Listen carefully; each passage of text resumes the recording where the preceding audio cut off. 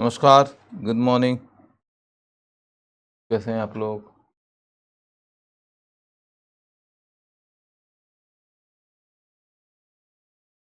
आज हम लोग पहले विवेकानंद का टॉपिक ख़त्म कर लेंगे और उसके बाद में चलेंगे 57 के विद्रोह की ओर, यानी कि राष्ट्रीय आंदोलन की ओर।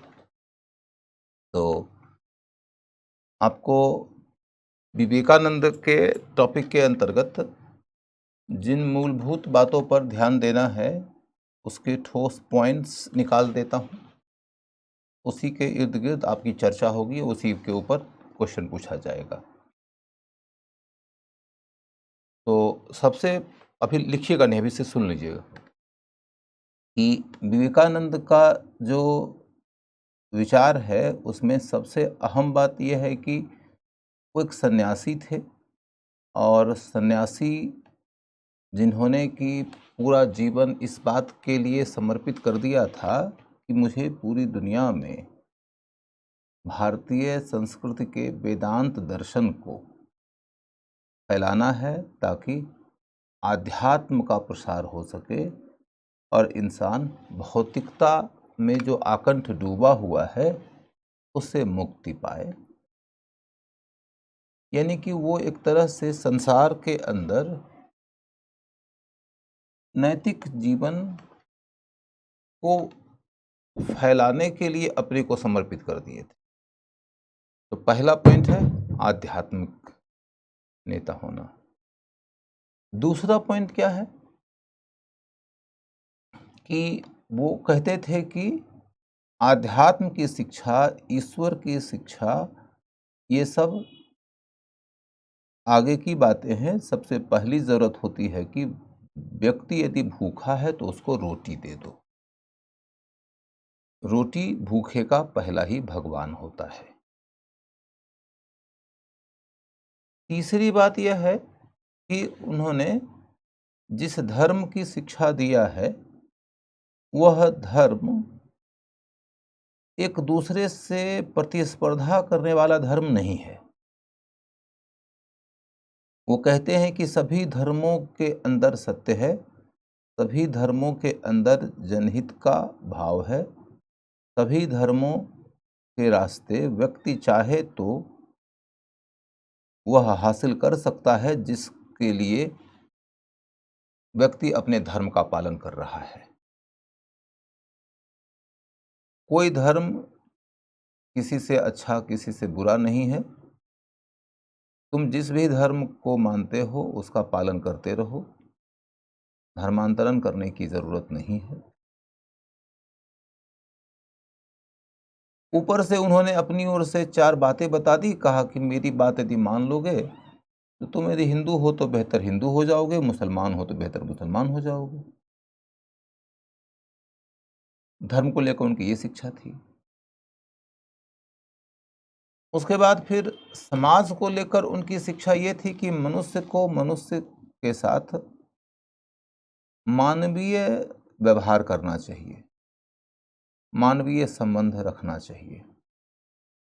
यदि तुम ऐसा करते हो तो स्वाभाविक रूप से तुम किसी जेंडर के आधार पर, किसी जाति के आधार पर किसी के साथ में भी भेदभाव नहीं करोगे। तो वो मानवीय और समानता आधारित संबंध की बात करते थे, जिसके तहत मैंने बताया था कि बाल विवाह के मुद्दे पर उन्होंने बड़ी तीखी टिप्पणी किया था कि यदि 12 वर्ष की लड़कियों को मां बना देने से हिंदू धर्म की रक्षा होती है तो इस धर्म का बेड़ा गर्क ही समझो।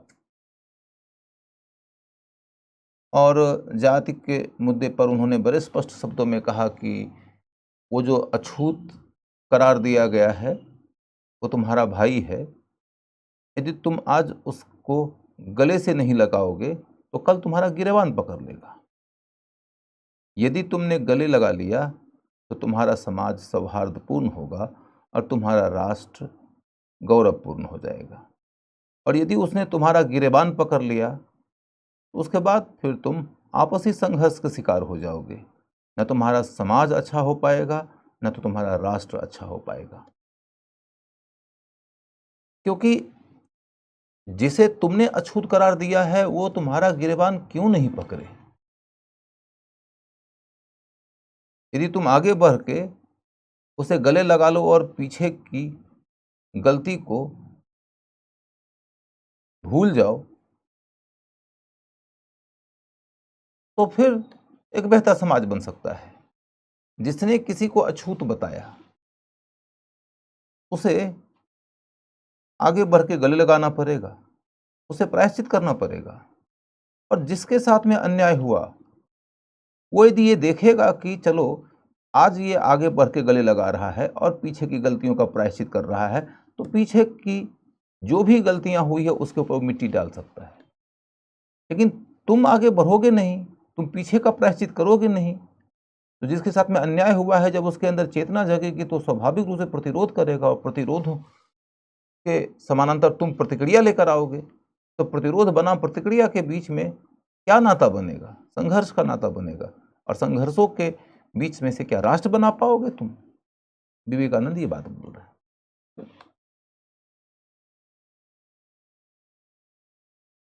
तो इसके बाद फिर देखोगे कि विवेकानंद राष्ट्रवाद के मुद्दे को लेकर बड़ी मुखर हैं, जो कह रहे हैं कि मैंने भारत को माता के रूप में देखा है और माता को जगदम्बा के रूप में देखा है। और भारतीय लोगों से उन्होंने अपील किया कि अगले 50 वर्षों के लिए तुम्हारी एक ही देवी है, तुम्हारा एक ही देवता है, और उसका नाम है भारत माता। तुम उस भारत माता के लिए अपने आप को समर्पित कर दो, यही तुम्हारा फर्ज है। तो सन्यासी राष्ट्रवाद सिखा रहा था। फिर उन्होंने दुनिया भर में भारतीय संस्कृति का जो गौरव बढ़ाया है, उससे भारतीय लोगों के मन में अपने अतीत के प्रति, अपने धर्म दर्शन के प्रति, अपनी संस्कृति के प्रति आत्मबल बढ़ा है। और ये आत्मबल राष्ट्रवाद की भावना के लिए ईंधन का काम करता है। क्योंकि राष्ट्रवाद क्या है? राष्ट्रवाद एक व्यक्ति का अपनी क्षमताओं के प्रति विकसित किया हुआ आत्मबल नहीं है। राष्ट्रवाद अपने समूह के प्रति, अपनी संस्कृति के प्रति, अपने देश और देशवासियों के प्रति प्रेम और सम्मान का भाव है। कि जब तक कि तुम्हारे मन में उस समुदाय के प्रति सम्मान का बोध नहीं होगा, तब तक तुम राष्ट्रवाद के प्रॉपर केस नहीं हो। हाँ, सम्मान के बोध का ये मतलब नहीं होता है कि तुम उसकी सारी गलतियों के ऊपर चादर डाल दो और उसके अंदर सुधार की कोई कोशिश ही नहीं करो। आज की तिथि में यदि हम अपने राष्ट्रवाद के भाव के नाम पर अतीत काल में होने वाले अनटचेबिलिटी और उसके आधार पर होने वाले शोषण को भुला दें, तो इसका मतलब है कि हम फिर अनटचेबिलिटी के साथ में चलते रहेंगे। नहीं, राष्ट्रवाद का मतलब होता है अतीत की वो बातें जो गौरवशाली है उसको उभारना। लेकिन यदि अतीत में कोई गलती हुई है तो उस गलती को स्वीकार करना और समाधान निकालना। विवेकानंद यही कर रहे थे। एक तरफ तो उन्होंने 1893 ईस्वी में विश्व धर्म संसद का आयोजन हुआ था एक शिकागो में, जहां पर दुनिया भर के धर्म मर्मज्ञों को बुलाया गया था अपने अपने धर्म के बारे में बताने के लिए। इस तरह की सभा आयोजित करने वाले का ख्याल ये था कि दुनिया धीरे धीरे अब करीब आ रही है, तो सांस्कृतिक स्तर पर एक दूसरे के संपर्क में आना, एक दूसरे के साथ हाथ मिलाना और एक दूसरे के सहयोग के आधार पर सह अस्तित्व को विकसित करना जरूरी है। तो सह अस्तित्व को ध्यान में रखते हुए दुनिया के विभिन्न धर्मों के धर्मशास्त्रियों को, विद्वानों को बुलाया था आयोजकों ने। स्वामी जी उसी में उपनिषद की ओर से बोलने गए थे। अब देखने लायक बात यह है कि आयोजकों को अधिकांश धर्मशास्त्रियों ने फ्रस्ट्रेट कर दिया था, क्योंकि आयोजक चाहता था कि सौहार्द को बल मिले इस संसद से। इस भावना को बल मिले कि दुनिया के धर्मों में कितनी समानताएं हैं, दुनिया के धर्म के अलग अलग पूजे पद्धति हैं, किंतु मर्म एक है, सीख एक है। अतः सभी धर्मों के लोग जिन जिन देवी देवताओं को पूजा करते हैं, सबके सब आदरणीय हैं, सबके सब श्रेष्ठ हैं। ये नहीं कि मेरा धर्म महान और तुम्हारा धर्म महान नहीं, ये वाली भावना फैले। लेकिन जब कंपटीशन की शुरुआत हो गई और हर कोई अपने अपने धर्म की डेंगे मारने लगा, तो आयोजकों को निराशा होने लगी। और उस बीच में विवेकानंद ने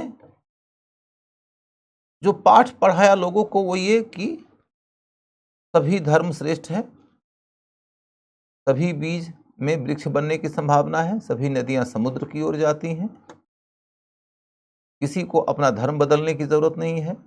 और मैं अपनी ओर से उपनिषद की जो शिक्षा लेकर आया हूं, वो बस इतने भर की है कि तुम अपनी इच्छाओं से ऊपर उठो, अपने द्वंद्व से ऊपर उठो, अपने भय से ऊपर उठो, तुम अपने आप में निर्विकार माने निर्दोष हो जाओगे, और तुम फिर जिस भी धर्म को मानोगे उसी धर्म के तुम ज्यादा अच्छे अनुयायी हो जाओगे।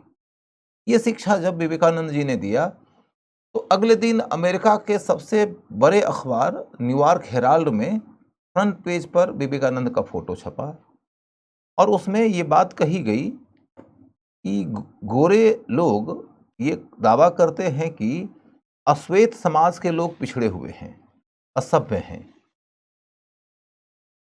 उन लोगों को सभ्य बनाने के लिए उनके यहां हमारा जाना, उनके ऊपर हमारा शासन करना जरूरी है। उनके यहां जाना और उन पर शासन करना इसलिए जरूरी है क्योंकि गोरे लोग सभ्य हो गए और अश्वेत लोग असभ्य रह गए। इसी को उस समय व्हाइट मेंस बर्डन थ्योरी का नाम दिया जाता था कि गोरे लोग जो सभ्य हो गए हैं, उन्होंने यह तय किया है कि वो अपने कंधे पर अश्वेत लोगों को सभ्य बनाने की जिम्मेदारी उठाएंगे। बेसिकली ये सब साम्राज्यवाद का जस्टिफिकेशन हुआ करता था कि व्यवस्था साम्राज्यवादी थी, शोषण करती थी, भेदभाव करती थी, दमन करती थी, लेकिन दुनिया के सामने अपना असली चेहरा न आने देने के लिए ये कहा करते थे ये लोग कि अरे हम लोग कोई शोषण करने थोड़े ना आए हैं, हम तो सभ्य लोग हैं, असभ्य समाज को सभ्य बनाने आए हैं। यह हमारी ऐतिहासिक जिम्मेदारी है और हम एक महान दायित्व अपने कंधे पर उठाने आए हैं। और ये यूरोप में व्यापक रूप से मान्यता प्राप्त प्रचलित आइडिया हुआ करता था। उसमें विवेकानंद जी का जाकर इस तरह का स्पीच देना कि जिस स्पीच से सही अर्थों में विश्व बंधुत्व के भाव को बल मिल रहा था, अचानक ही आयोजकों और श्रोताओं के बीच विवेकानंद का नाम अलग ही तरह से सूरज की तरह चमक उठा। अखबार ने लिखा कि एक अकेला पूर्वी सन्यासी समस्त पश्चिमी जगत को सभ्यता की शिक्षा दे रहा है। ऐसे में यह दावा करना कहाँ तक सही है कि ये गोरे लोग सभ्यता की शिक्षा देने के लिए पूरब की ओर गए हैं। तो सोचो तुम कि भारत के अंदर जो पिछले 60 वर्षों से लॉर्ड मैकाले कार्य कर रहा था, जिसमें कि और मैकाले ही नहीं, मैकाले और उसके अनुयायी जो काम कर रहे थे, जिसमें कि वो कह रहे थे कि भारत असभ्य है, भारत बर्बर है, अतीत उसका अंधकारपूर्ण रहा था, उसके बीच में अचानक ही विवेकानंद ने एक ऐसी सेंधमारी कर दी कि साम्राज्यवादियों की पूरी जो बिसात बिछाई गई थी, वो बिसात ही पलट गई। कि अमेरिका के अखबार में यह बात कही जा रही है कि एक अकेला पूर्वी सन्यासी समस्त पश्चिम जगत को सभ्यता की रोशनी में ला रहा है। अतः ये कहना कि पूर्वी जगत के लोग असभ्य हैं और उनको सभ्य बनाने के लिए उन पर शासन करना जरूरी है, ये बेकार की बात है। यहां से देखो तो भारतीयों का आत्मबल मजबूत होता है, और ये मजबूत होता हुआ आत्मबल राष्ट्रवाद की भावना को मजबूत कर देता है।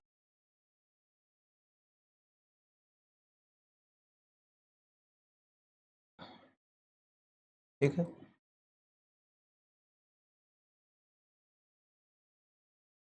अब विवेकानंद के बारे में जितनी बातें हमने करनी थी कर लिया। आप पॉइंट्स लिख लीजिए।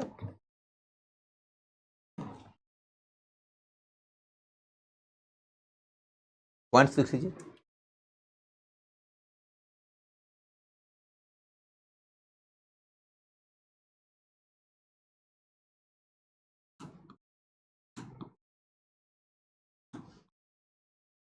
देखिए,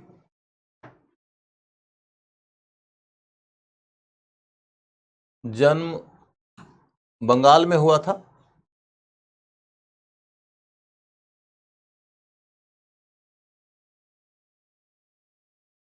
उसके बाद फिर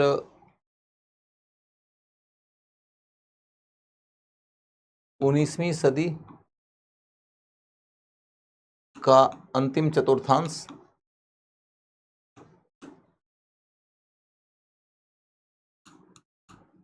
माने पीरियड क्या था, काल। 1902 में इनकी मृत्यु हुई है, तो आप मान के चलिए कि 19वीं शताब्दी का अंतिम चतुर्थांश ही इनका पीरियड है। और उसके बाद फिर विवेकानंद का साहित्य यानी उनकी पुस्तकें कौन से हैं, तो उन्होंने किताब लिखा है प्रबुद्ध भारत,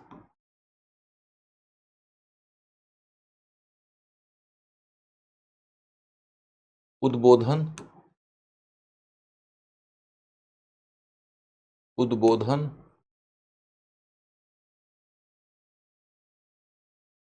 उसके बाद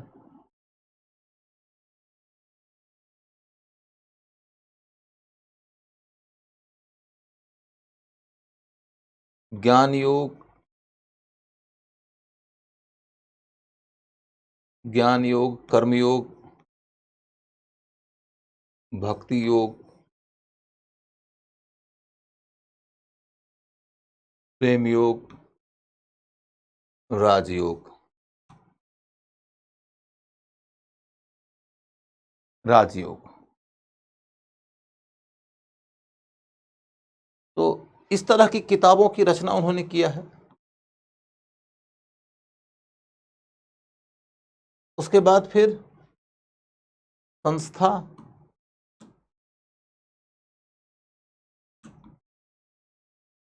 बेलूर मठ, बेलूर मठ, संस्था बेलूर मठ। बेलूर मठ की गतिविधि क्या है, गतिविधि क्या है, तो शिक्षा एवं स्वास्थ्य के क्षेत्र में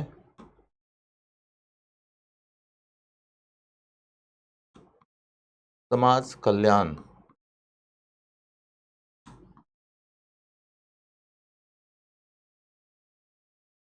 का कार्य,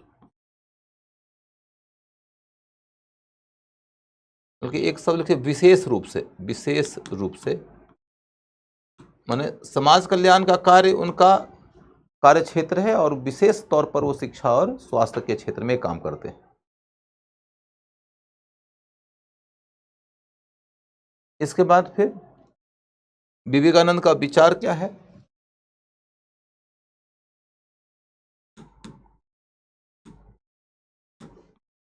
विचार क्या है, तो विवेकानंद नंबर 1 आध्यात्मवादी थे,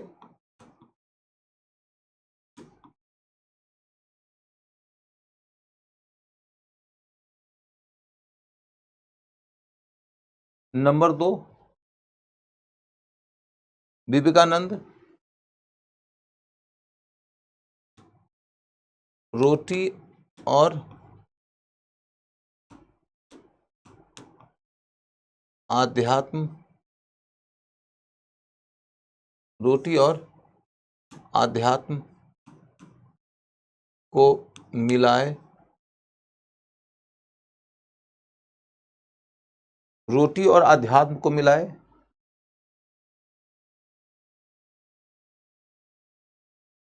इसके तहत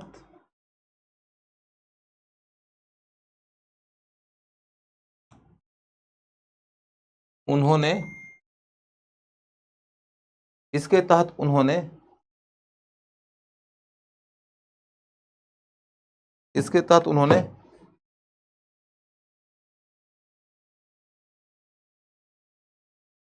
पश्चिम एवं पूरब की संस्कृतियों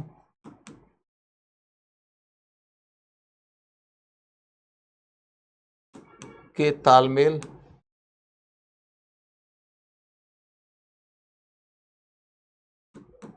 और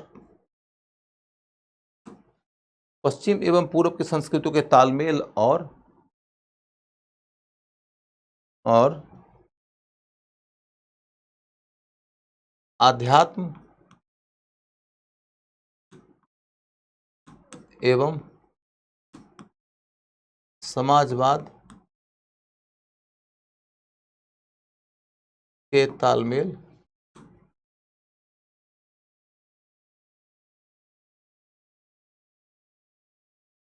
पर बल दिया। पर बल दिया। पूरब की संस्कृतियों के तालमेल और अध्यात्म एवं समाजवाद के तालमेल पर बल दिया। इसके बाद तीसरा पॉइंट,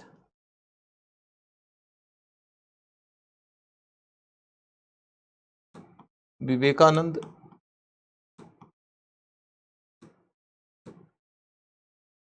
का धर्म समावेशी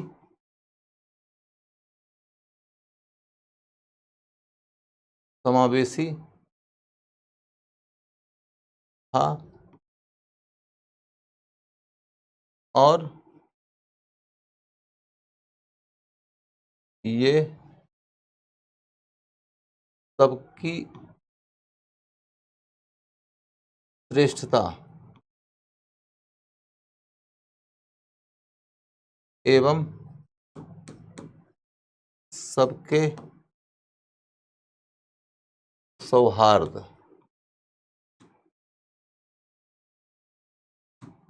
में विश्वास करते थे।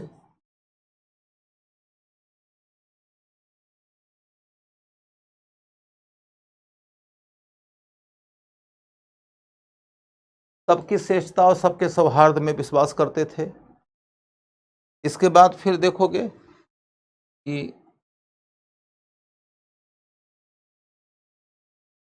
मानवीय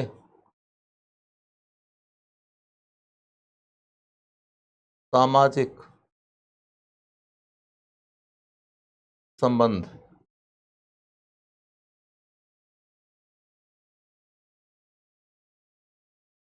में विश्वास करते थे।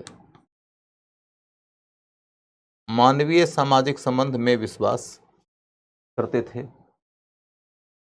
मानवीय सामाजिक संबंध में विश्वास करते थे। इसके बाद वो राष्ट्रवादी थे। देवी जगदम्बा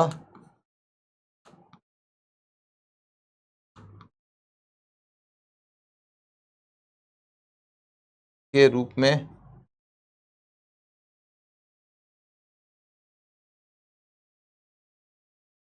भारत माता को देखते थे।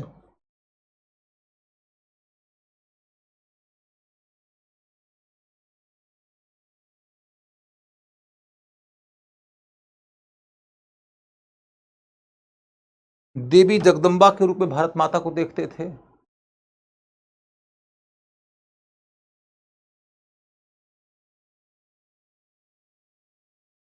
अगला पॉइंट ये कि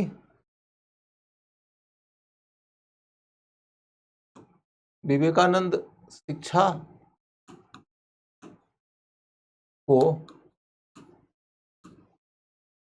को मूल्य, ज्ञान एवं योग्यता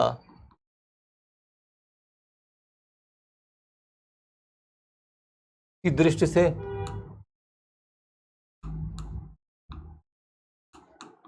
देखते थे,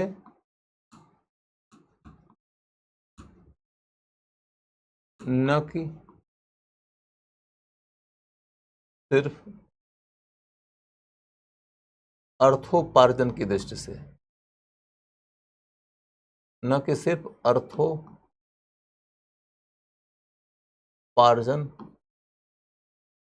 की दृष्टि से।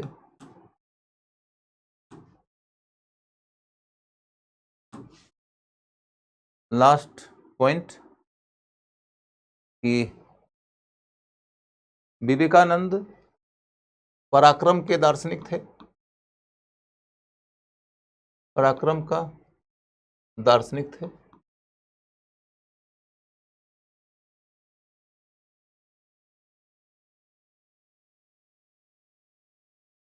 विवेकानंद पराक्रम का दार्शनिक थे। तो कुल मिलाकर हमारे सामने ये 7 बातें आती हैं। इन 7 बिंदुओं के आधार पर आप विवेकानंद के धर्म को, उनके दर्शन को, उनकी शिक्षा को आराम से समझ सकते हैं।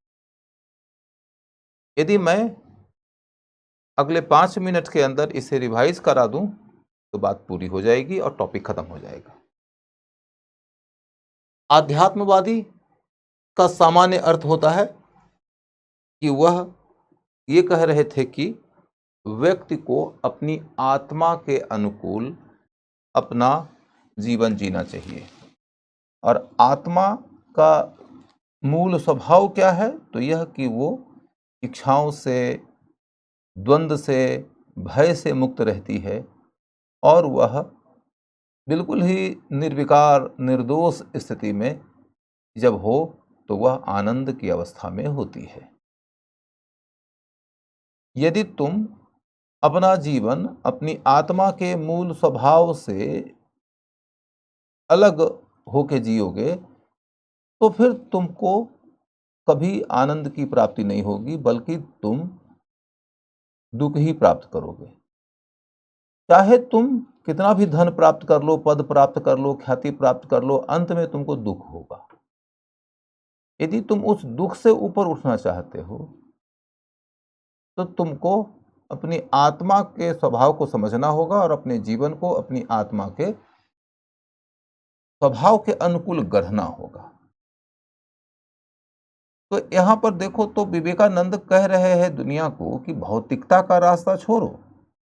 भौतिकता का रास्ता माने क्या? भौतिकता का रास्ता माने पैसा कमाना है, पद कमाना है, ख्याति कमाना है और उस पैसे, पद और ख्याति के बदौलत सभी प्रकार की वस्तुओं और सेवाओं को हासिल करना है और फिर जीवन को मस्ती से जीना है। जब तक जियो सुख से जियो, इसे भौतिकता कहते हैं। भौतिकता आपको ये सिखाती है कि पहली सीख यही जीवन की, अपने को आबाद करो, बस न सके दिल की बस्ती तो आग लगा बर्बाद करो।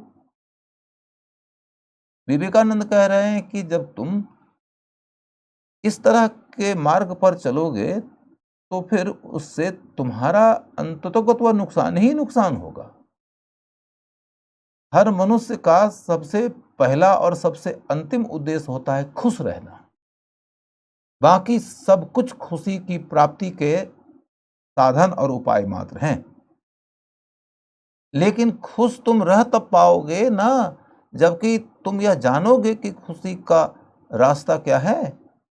तुम्हें लग रहा है कि पैसा से, पद से, ख्याति से खुशी मिलेगी, जबकि सच्चाई की बात यह है कि तुम आत्मा हो और आत्मा का शुद्ध स्वरूप कैसा है? तो यह कि वह इच्छाओं से मुक्त, द्वंद्व से मुक्त, भय से मुक्त रहना चाहती है।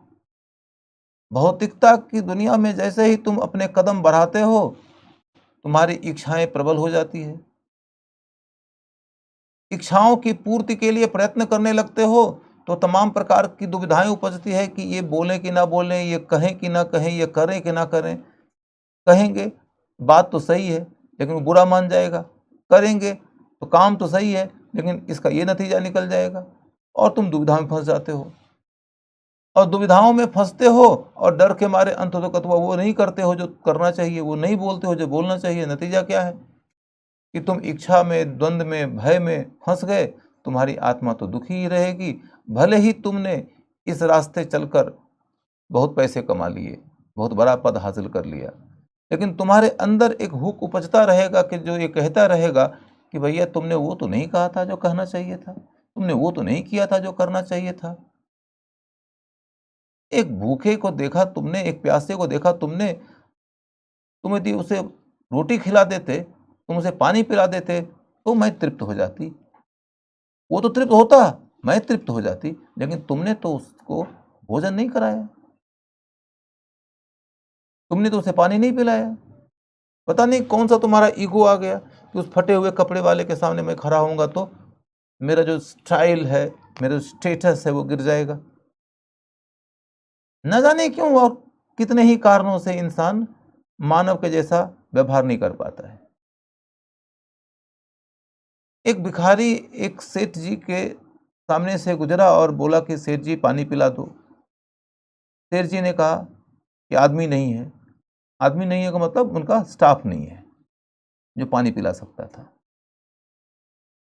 कुछ देर के बाद फिर बेचारा आया पानी के लिए तरसता हुआ, बोला सेठ जी पानी पिला दो। फिर वही जवाब, आदमी नहीं है। तीसरी दफा आया, सेठ जी पानी पिला दो। फिर सेठ जी का वही रटा हुआ जवाब, आदमी नहीं है। तो भिखारी ने कहा कि अरे सेठ जी कुछ देर के लिए आप ही आदमी बन जाओ। तो आदमी होने और सेठ होने के बीच का जो अंतर है, इसी अंतर को विवेकानंद इस तरीके से समझा रहे थे कि यदि तुम आध्यात्मिक हो तभी जाके तुमको आनंद की प्राप्ति होगी। भौतिक जगत में तुम्हारी कामयाबियां अंततः तुमको सुविधाएं ज्यादा देंगी। सुविधा को सुख का पर्याय नहीं कहा जा सकता। यह शिक्षा विवेकानंद ने दिया।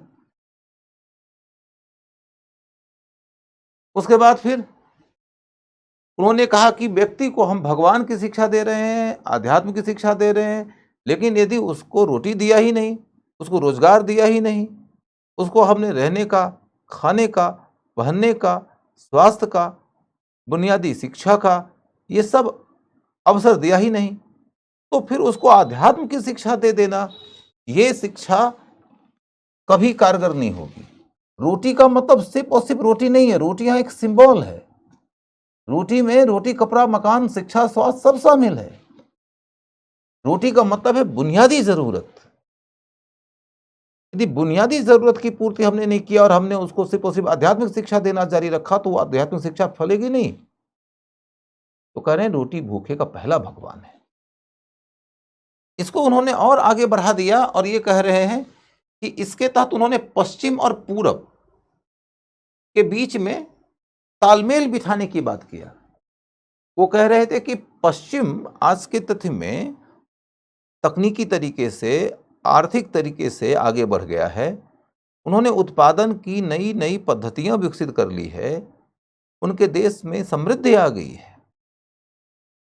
उनके लोगों का भौतिक जीवन स्तर ऊंचा उठ गया है और भारत इस मोर्चे पर पिछड़ा हुआ है।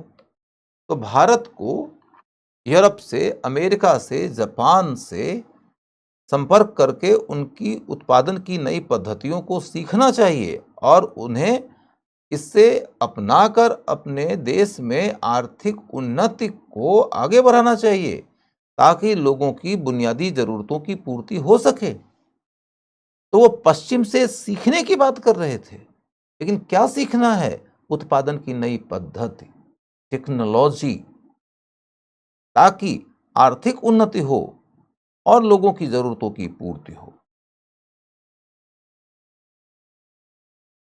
और फिर कह रहे हैं कि पश्चिम के साथ में क्या कमी हो गई है?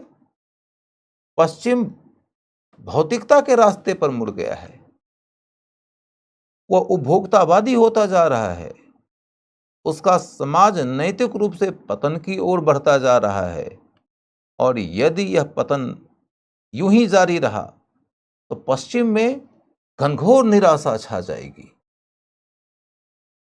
क्योंकि पश्चिम घोड़े पे सवार होकर सुख की खोज में सुविधाओं की दिशा में दौड़ता जा रहा है, जबकि सुविधाओं में सुख की गारंटी ही नहीं है। सुख तो तुम्हारी आत्मा के स्वभाव के मुताबिक तुम्हारे जीवन जीने से प्राप्त होगा। तो पश्चिम को यह बताना जरूरी है कि तुम्हें आध्यात्म की उंगली पकड़कर आगे चलना चाहिए। भौतिकता उतने ही दूर तक उपयोगी है कि जब तक कि वह जरूरत की पूर्ति करती हो। जब वह इच्छा की पूर्ति की ओर मुड़ने लगे तो समझ लेना कि वह मनुष्य की उंगली पकड़ के उसे पतन के गर्त की ओर लेके जाएगी। मनुष्य को प्रकृति का विनाशक बना देगी, मनुष्य को जैव मंडल का विध्वंसक बना देगी, मनुष्य को सामाजिक संबंधों का विनाशक बना के छोड़ देगी। मनुष्य अंततः तो हैवान हो जाएगा। भौतिकता मनुष्य को मनुष्य नहीं रहने देगी। तो कहां उसे आनंद की प्राप्ति होगी? ये सिखा रहे हैं विवेकानंद। तो कह रहे हैं कि पश्चिम को पूरब से क्या लेना है? आध्यात्म। और पूरब को पश्चिम से क्या लेना है? तकनीकी और वैज्ञानिक शिक्षा, जिससे कि उत्पादन में उन्नति आए और लोगों की जरूरत की पूर्ति हो। फिर देखो, वो ये कह रहे हैं कि हम आध्यात्म और समाजवाद के बीच में मेल करा रहे थे। आध्यात्म और समाजवाद का मेल क्या होता है भैया? तो ऐसे समझो कि विवेकानंद समानता चाहते थे, समानता चाहते थे, और समानता के अंतर्गत सिर्फ और सिर्फ लिंग और जाति के स्तर की समानता नहीं, लिंग और जाति के अतिरिक्त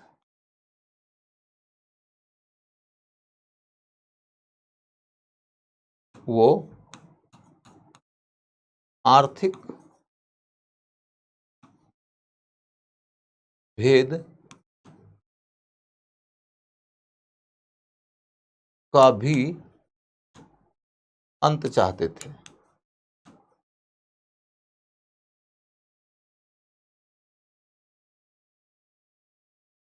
आर्थिक भेद का भी अंत चाहते थे।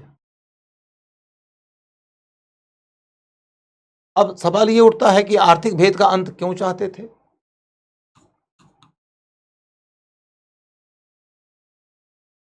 विवेकानंद आर्थिक भेद का अंत क्यों चाहते थे? तो विवेकानंद आर्थिक भेद का अंत इसलिए चाहते थे कि ज्ञान की प्राप्ति छोड़ो। विवेकानंद आर्थिक भेद का अंत क्यों चाहते थे?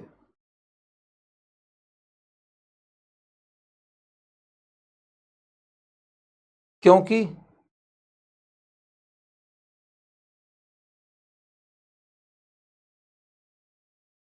उनकी मान्यता थी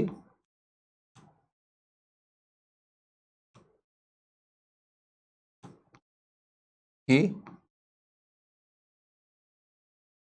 व्यक्ति का हासिल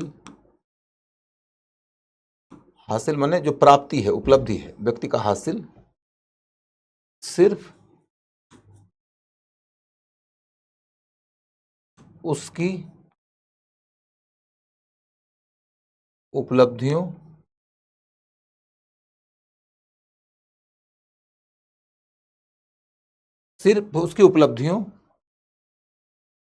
और सिर्फ उसकी उपलब्धियों और सॉरी माफ करिए, उपलब्धि नहीं, सिर्फ उसकी प्रतिभा और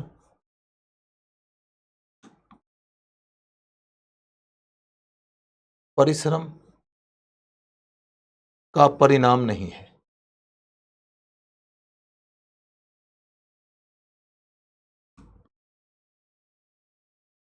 सिर्फ उसकी प्रतिभा और परिश्रम का परिणाम नहीं है।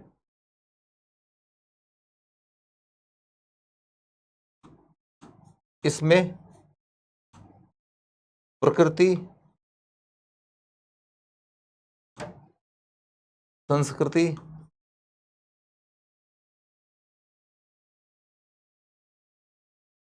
सभ्यता,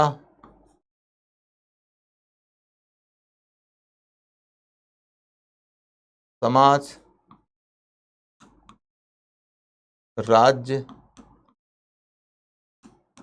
आदि का भी योगदान होता है।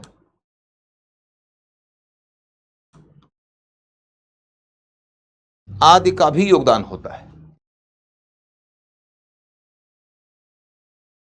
आदि का भी योगदान होता है।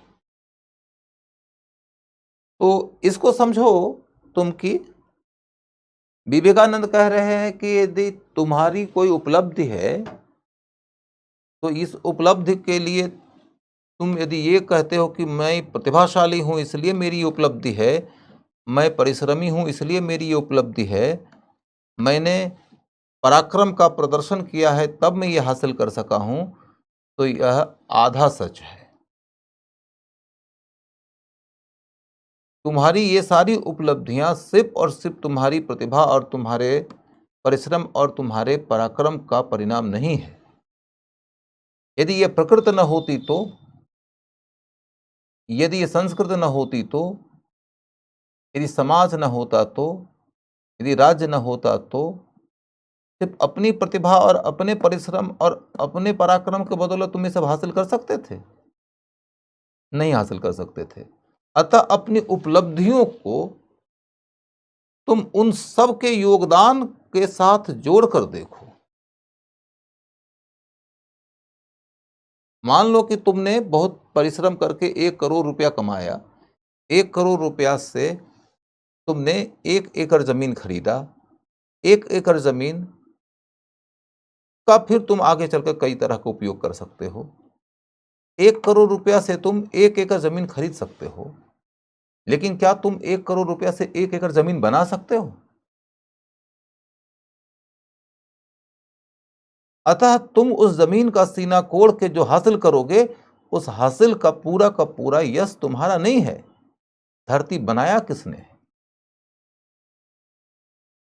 जिसने धरती बनाया है उस प्रकृति का, प्रकृति के पीछे की उस सत्ता का योगदान है कि जिसके बदौलत तुम आज कुछ हो। तुम इसके अलावे इसके पीछे की सदियों की संस्कृति का योगदान न भूल जाओ। तुम जिस टेक्नोलॉजी का इस्तेमाल करके उपलब्धि हासिल किए हो, उस टेक्नोलॉजी का आविष्कार क्या तुमने किया था? जिन सड़कों के ऊपर चलते हुए तुमने यात्राएं की थी, क्या उन सड़कों का निर्माण तुमने किया था? जिस सिक्योरिटी सिस्टम के बदौलत तुमने सुरक्षात्मक तरीके से अपनी सारी गतिविधियां चला ली, क्या उसका पूरा का पूरा तंत्र तुमने बनाया था?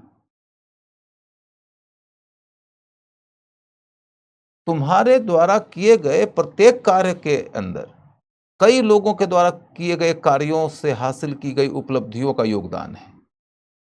अतः तुम्हारी उपलब्धि को एक अकेला तुम्हारे कार्य का परिणाम नहीं कहा जा सकता। अतः उस उपलब्धि के अकेले हकदार भी तुम नहीं हो। उपलब्धि और हासिल जो है, उस हासिल के उपभोग का हकदार अकेले तुम नहीं हो। विवेकानंद ये कह रहे थे। अब आगे लिख लो कि उनकी मान्यता थी कि व्यक्ति का हासिल सिर्फ उसकी प्रतिभा और परिश्रम का परिणाम नहीं है, इसमें प्रकृति, संस्कृति, सभ्यता, समाज, राज्य आदि का भी योगदान होता है। अतः वह व्यक्ति मात्र उस उपलब्धि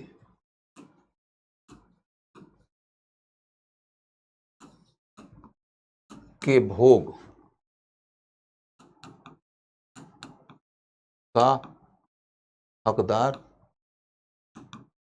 नहीं है, नहीं है।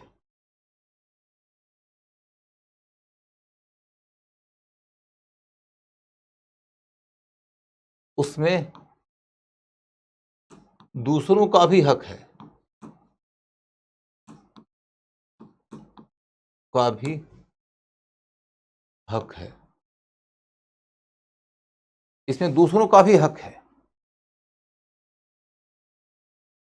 इसीलिए वो लिखते हैं, देखिए आगे लिखिए, इसीलिए वो लिखते हैं या कहते हैं, इसीलिए वो कहते हैं कि यदि तुम्हारा पड़ोसी भूखा है तो तुम पापी हो। यदि तुम्हारा पड़ोसी भूखा है तो तुम पापी हो। यदि तुम्हारा पड़ोसी भूखा है तो तुम पापी हो। यानी कि उन्होंने समाज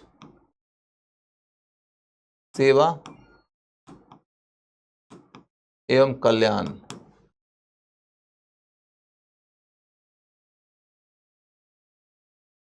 का मार्ग अपनाकर आध्यात्मिक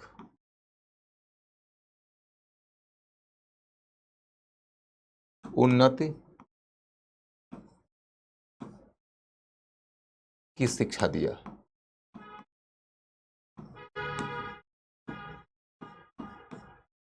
आध्यात्मिक उन्नति की शिक्षा दिया।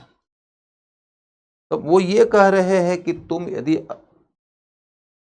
सेठ हो, तुम धनी हो, तो तुम उस धन का उपभोग यदि खुद के लिए ही कर रहे हो तो तुम पापी हो। क्यों पापी हो? क्योंकि उस धन की प्राप्ति में सिर्फ और सिर्फ तुम्हारा परिश्रम, तुम्हारी प्रतिभा, तुम्हारे पराक्रम का योगदान नहीं था, और भी कई कारकों का योगदान है। इसलिए उसका उपभोग तुम अकेला करो, तुम इसके हकदार ही नहीं हो, फिर भी ऐसा करते हो तो तुम पापी हो। और तब समाधान क्या है? तो कहते हैं कि तुम अपनी उपलब्धि से उन लोगों की सेवा करो जिनको की इसकी जरूरत है। तुम समाज की सेवा करो, उसके कल्याण में योगदान करो, और यदि तुम ऐसा कर रहे हो तो यही तुम्हारी आध्यात्मिक उन्नति का रास्ता खोलेगा।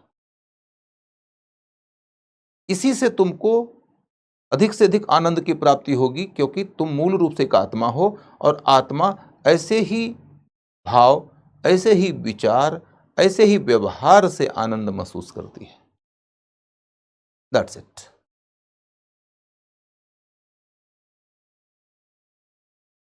कुल मिलाकर विवेकानंद का ये दर्शन खत्म हो गया। थोड़ा समझाने के लिए और बता सकता हूं कि समाजवाद एक ऐसी विचारधारा है जो कहती है कि आर्थिक समानता होनी चाहिए। आर्थिक समानता के विचार के तहत समाजवाद कई तरह के उपाय बताती है। वर्ल्ड हिस्ट्री में उसका सिलेबस पढ़ना होता है। समाजवाद यह विचार दिया है मोटे तौर पर कि आर्थिक बराबरी तभी संभव है जबकि जितने आर्थिक साधन है उन साधनों का भी बराबरी पूर्वक वितरण हो जाना चाहिए। यदि आर्थिक साधनों का वितरण बराबरी पूर्वक हो जाए तो समझना कि आर्थिक बराबरी आ गई। यदि आर्थिक साधनों का वितरण बराबरी के साथ हो जाए तो समझना कि आर्थिक बराबरी आ गई।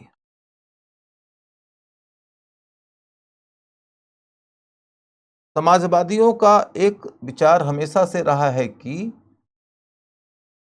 उत्पादन के कार्य में मजदूरों का बड़ा अहम योगदान होता है, लेकिन उत्पादन के अधिशेष, अधिशेष का मतलब अतिरिक्त, मैंने 100 रुपया लगाकर तुमने उत्पादन किया और 300 रुपये का उत्पादन हो गया तो 200 रुपया अतिरिक्त हुआ, उसी को कहते हैं अधिशेष।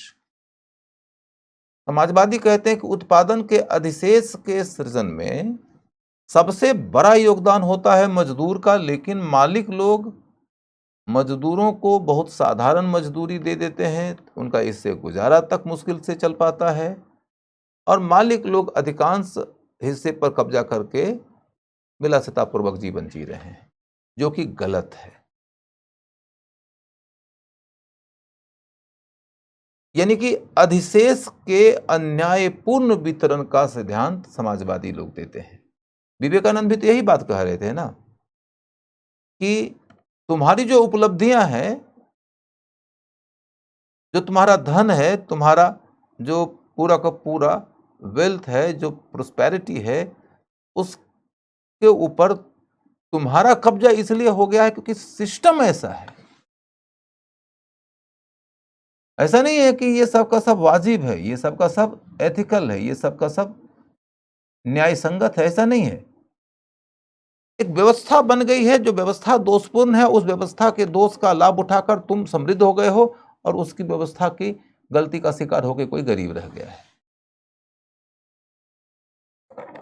जब वो कहते हैं कि तुम्हारा पड़ोसी भूखा है तो तुम पापी हो, तो उसका तर्क गढ़ना पड़ेगा ना, दार्शनिक है वो। ऐसा थोड़े ना कि विवेकानंद ऐसे ही कोई एक स्टेटमेंट देते चलते थे, डायलॉग बाज थोड़े थे वो, फिल्मी डायलॉग थोड़े लिखते थे, जो दार्शनिक थे। दार्शनिक तो एक लाइन कहेगा तो उसके पीछे एक गहरा कारण होगा। कह रहे हैं कि तुम्हारा पड़ोसी भूखा है तो तुम पापी हो। क्यों क्यों हम क्यों पापी है? वो भूखा है क्योंकि वो नाकाम हो गया, वो निकम्मा था, वो भूखा है, हम कर्मठ हैं, हम काम किए, पैसा कमाए, हम क्यों पापी? एक प्रश्न तो उठेगा ना। तो उनके पास जवाब है कि तुमने जो उपलब्धियां हासिल किया है, क्या ये सारी की सारी उपलब्धियां सिर्फ तुम्हारे परिश्रम, तुम्हारी योग्यता, तुम्हारे पराक्रम का परिणाम है? सड़क ना होती तो, बंदरगाह ना होता तो,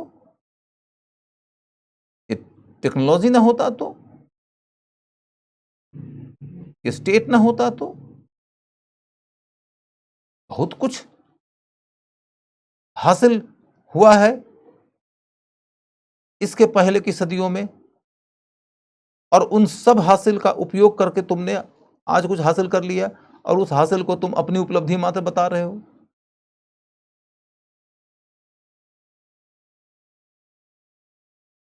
तो विवेकानंद इस लॉजिक के साथ आते हैं, इसीलिए वो फिर दार्शनिक हो जाते हैं। यदि कोई आदमी ऐसा ही स्टेटमेंट दे देगा फिल्मी टाइप का, तो दार्शनिक नहीं होगा। तो कुल मिलाकर विवेकानंद का ये दर्शन आपके सामने में स्पष्ट हो गया। विवेकानंद ने समाजवादियों के सामने, समाजवादियों की तरह समाधान के तौर पर यह नहीं कहा कि आर्थिक समानता करना है तो इसके लिए आर्थिक साधनों को निजी स्वामित्व से निकाल करके सामुदायिक स्वामित्व में दे देना चाहिए। समाजवादी ये कहते हैं आर्थिक साधन मुट्ठी भर लोगों के हाथ में है, बाकी लोग मजदूर हैं, गरीब हैं, ये व्यवस्था शोषण को जन्म देती है, इसको खत्म करना है तो आर्थिक साधनों को निजी स्वामित्व से निकाल के सामुदायिक स्वामित्व में दे देना चाहिए। विवेकानंद ने ये उपाय नहीं बताया। विवेकानंद ने कहा कि देखो ऐसा है कि तुम्हारे पास में जो कुछ भी आया है वो सिर्फ तुम्हारी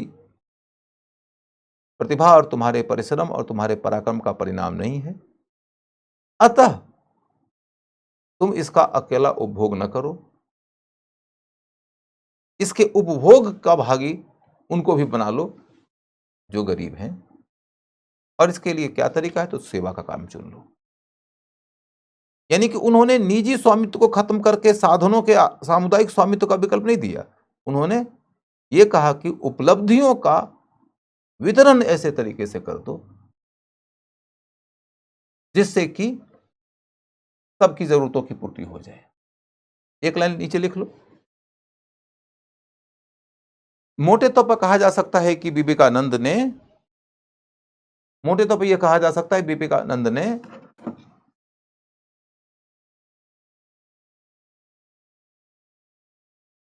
मोटे तौर पर यह कहा जा सकता है कि विवेकानंद ने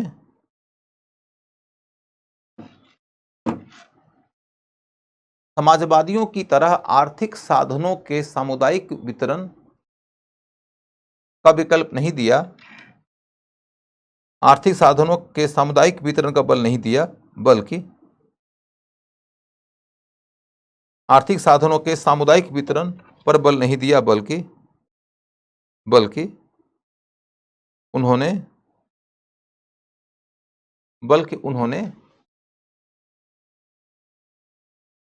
उपलब्धियों के बेहतर वितरण पर बल दिया।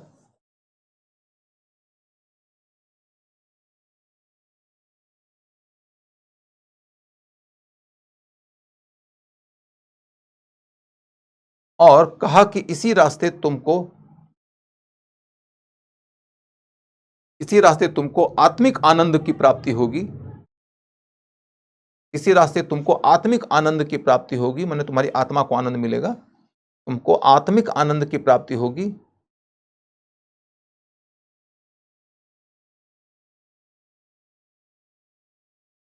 इसीलिए उनके दर्शन को आध्यात्मिक समाजवाद का दर्शन कहा जाता है। इसीलिए उनके दर्शन को आध्यात्मिक समाजवाद का दर्शन कहा जाता है। इसीलिए उनके दर्शन को आध्यात्मिक समाजवाद का दर्शन कहा जाता है।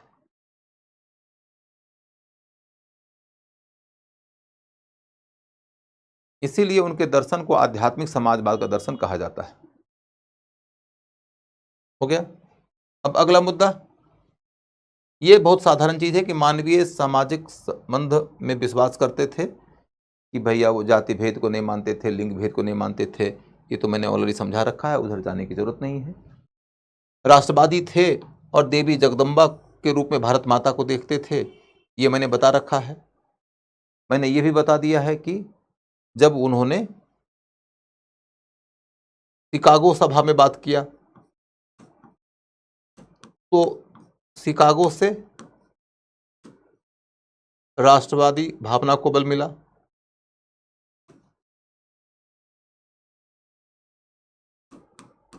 शिकागो से राष्ट्रवादी भाव को बल मिला, ये भी मैंने बताया आपको। और ये भी मैंने बताया है कि वो कहते हैं कि 50 वर्षों तक भारतीयों को क्या चाहिए कि वो एक ही देवी, एक ही देवता, एक ही मंदिर, एक ही मूर्ति माने, और जिसका नाम है भारत माता। एक देवी, एक देवता, एक मंदिर, एक मूर्ति जिसको मानना चाहिए भारतीयों को, तो वो क्या है? तो भारत माता। तो उनका विचार आपको समझ में आ रहा है। उसके बाद मैंने कहा कि उस शिक्षा के बारे में क्या कह रहे हैं। कह रहे कि शिक्षा पाने के पीछे यदि लोगों का ये उद्देश्य है कि शिक्षा लेंगे और नौकरी करेंगे और पैसे कमाएंगे, तो ये बहुत ही एकांगी और बहुत ही अधूरा उद्देश्य है एजुकेशन को लेकर। शिक्षा के पीछे का क्या उद्देश्य होना चाहिए? तो आपके मस्तिष्क को मांझ दे, आपके हृदय को निर्मल कर दे और हाथों को हुनर दे दे। मस्तिष्क को मांझ कर उसको शार्प करे, उसको बुद्धि की, उसको तर्क की क्षमता से संपन्न कर दे, और उसके हृदय को संवेदना से भर दे, उसके हृदय को निर्मल गंगा जल कर दे, और उसके हाथों में ये हुनर दे दे कि विश्वकर्मा बन जाए। शिक्षा ये है। और तीनों का संयोग होना चाहिए शिक्षा में।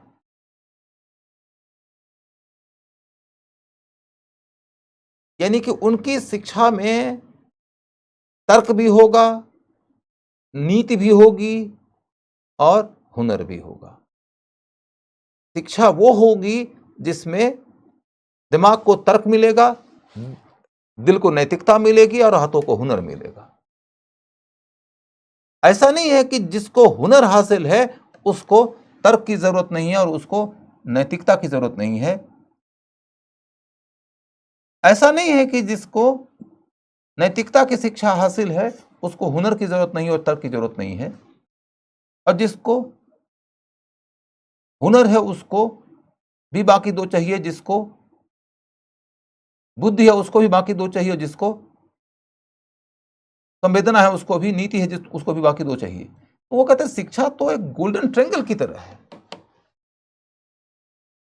विवेकानंद के साथ ही गांधी भी ऐसे ही सोचते हैं कि आपको नीति भी चाहिए, आपको तर्क बुद्धि भी चाहिए, और आपको हुनर भी चाहिए।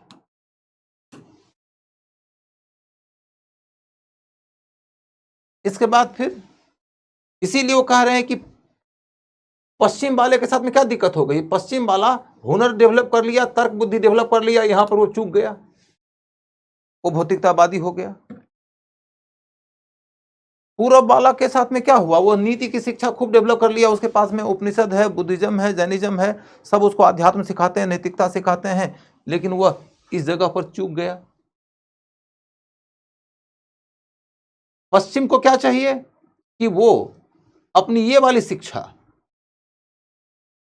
से पूर्व के जगत को आलोकित करे, और पूर्व से वो नीति की शिक्षा ले ले। पूर्व क्या दे सकता है, आध्यात्मिक ज्ञान। पश्चिम क्या दे सकता है, आर्थिक उत्पादन को बढ़ावा देने वाला ज्ञान। दोनों एक दूसरे के ज्ञान से आलोकित हो जाए, एक दूसरे के प्रतिस्पर्धी या एक दूसरे के विरोधी के रूप में नहीं, बल्कि एक दूसरे के पूरक के रूप में काम आ जाए, इसका भी भला और उसका भी भला, ये शिक्षा दे रहे थे वो। और पराक्रम का दार्शनिक, पराक्रम के दार्शनिक का मतलब यह है कि वो कह रहे हैं कि तुम यदि अपना त्याग नहीं कर सकते हो, तुम त्याग नहीं कर सकते, तुम बलिदान नहीं कर सकते,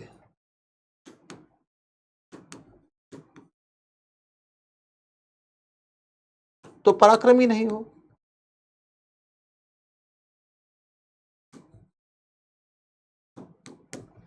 पराक्रम का मतलब यह नहीं है कि तुम लड़ोगे तो जीत जाओगे, वो तो युद्ध कौशल है। लड़ोगे तो जीत जाओगे, वो तो तुम्हारे शरीर की शक्ति है। शरीर की शक्ति और युद्ध के कौशल और युद्ध के उपकरण, ये अलग चीजें हैं। पराक्रम का मतलब होता है लड़ने का मादा, और लड़ेंगे तो त्याग करना पड़ेगा, बलिदान करना पड़ेगा, शहादत देना पड़ेगा। इस मादा को पराक्रम कहते हैं। पराक्रम साहस से पैदा होता है, और विवेकानंद को इसी पराक्रम का दार्शनिक कहा जाता है। और तब सवाल उठता है कि हम किसके विरुद्ध लड़ें, तो कहते हैं जो गलत है, जो गलत है तुम उसके विरुद्ध लड़ो। यदि तुमको लगता है कि लिंग भेद गलत है, तो तुम उसके खिलाफ लड़ जाओ। यदि तुमको लगता है कि जाति भेद गलत है, तुम उसके खिलाफ लड़ जाओ। ध्यान ये रखना कि सिर्फ जाति भेद गलत है और इसके विरुद्ध लड़ जाओ, ये रटी रटाई बातें मत किया करो। तुमको यदि लगता है कि जाति भेद से लड़ने वाले लोग भी अब जाति भेद से लड़ने के नाम पर सिर्फ अपना धंधा चला रहे हैं और उनके तमाम धंधे गोरख धंधे हो गए हैं, तो तुम उनके विरुद्ध भी लड़ जाओ। तुम्हें जो गलत लगे उसके विरुद्ध में लड़ जाओ। तुम्हें यदि ये लगे कि देश की आर्थिक व्यवस्था गड़बड़ है, तुम उसके विरुद्ध लड़ जाओ। तुमको यदि लगे देश की सरकार गलत है, तुम उसके विरुद्ध लड़ जाओ। तुम सोचो कि उस युग में सरकार किसकी थी, अंग्रेजों की। सबसे बड़ी गलती कुछ भी उस समय थी यदि, तो अंग्रेजों की सत्ता की थी। अंग्रेजों की सत्ता का शोषण, उसका भेदभाव, उसका दमन एकमात्र गलत नहीं है उस युग में, लेकिन वो सबसे बड़े गलत के तौर पर स्थापित है। वो कह रहे हैं जो कुछ भी तुम्हारे इर्द और गिर्द में गलत हो रहा है, तुम उस गलत का प्रतिरोध कर दो, ये जरूरी है। जो डर गया वो आध्यात्मिक नहीं हो सकता, और जो आध्यात्मिक है वो जरूरी नहीं कि सिर्फ गुफाओं में जाके चिंतन मनन का काम करे। जो आध्यात्मिक है वह राष्ट्रीय राजनीति का कमान भी संभाल सकता है। इसलिए तो कहते हैं कि तुम भारत माता की पूजा करो। वो उद्योग भी चला सकता है। वो शिक्षक भी हो सकता है, वो चिकित्सक भी हो सकता है, वो वैज्ञानिक भी हो सकता है, वो किसान भी हो सकता है, वो मजदूर भी हो सकता है। आध्यात्मिक होने के लिए ये जरूरी नहीं है कि तुम मंदिर में बैठे रहो और तुम किसी गुफा में जाके तपस्या करते रहो।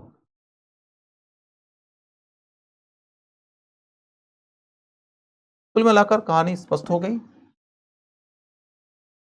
अब मैं विवेकानंद के टॉपिक को समाप्त घोषित कर रहा हूं। आप में से किसी को भी कुछ क्वेश्चन पूछना है तो आप क्वेश्चन पूछ लीजिए। If you have any question to ask, please ask. I am declaring the topic to be completed.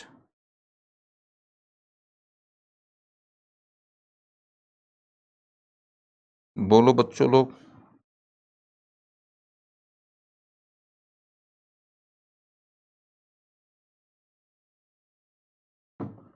Vivekananda का बैंगन और तुलसी की तुलना, बैंगन और तुलसी की तुलना क्या है, मैं समझ नहीं पाया। बेटा कोई बहुत महत्वपूर्ण सवाल हो तो पूछना, नहीं तो फिर छोटी छोटी चर्चाओं के लिए मत पूछना। छोटी छोटी चर्चाओं की जरूरत नहीं है।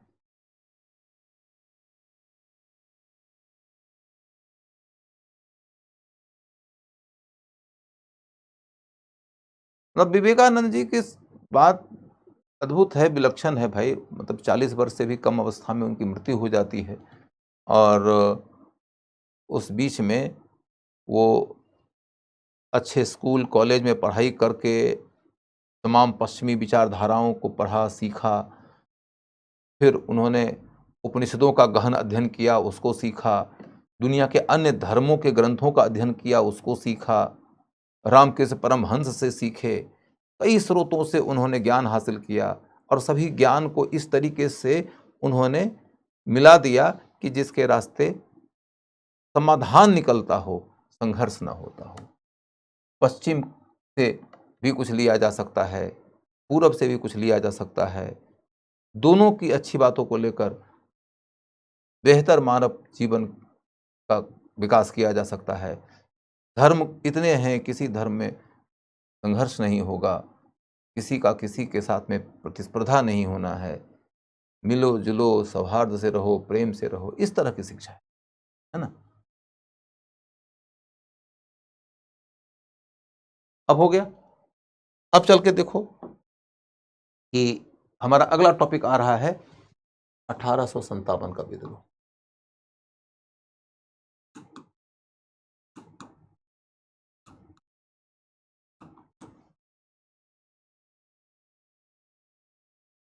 सत्तावन का विद्रोह। अर्थोपार्जन माने पैसा कमाना, अर्थ माने पैसा, उपार्जन माने अर्जन करना, हासिल करना। 1857 का विद्रोह। बच्चों ध्यान रखो कि बहुत ज्यादा डिटेल में ले जाना जरूरी नहीं है, जीएस की पढ़ाई हो रही है, विद्वता से कोई फायदा नहीं होगा। टॉपिक की ओर चलो। 1857 का विद्रोह।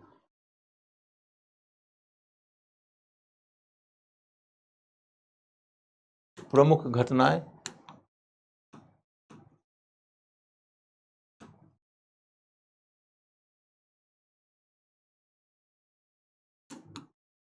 विद्रोह का क्षेत्र,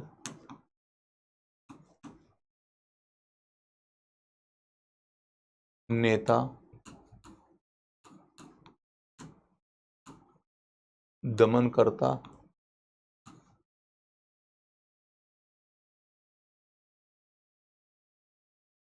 विद्रोह का कारण,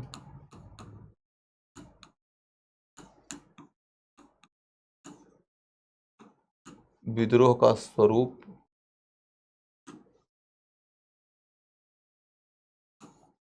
विद्रोह का परिणाम। इतने बिंदु हैं जिनके ऊपर आपका फोकस होना चाहिए।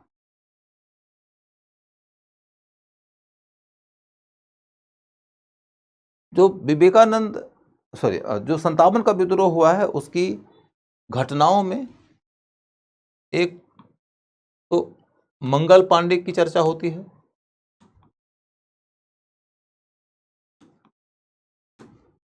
उसके बाद मेरठ का विद्रोह,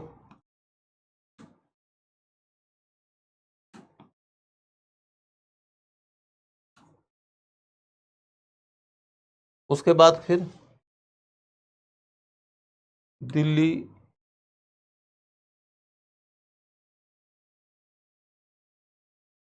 कानपुर,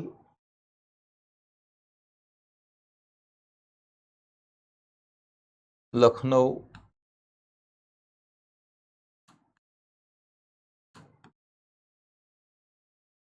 झांसी,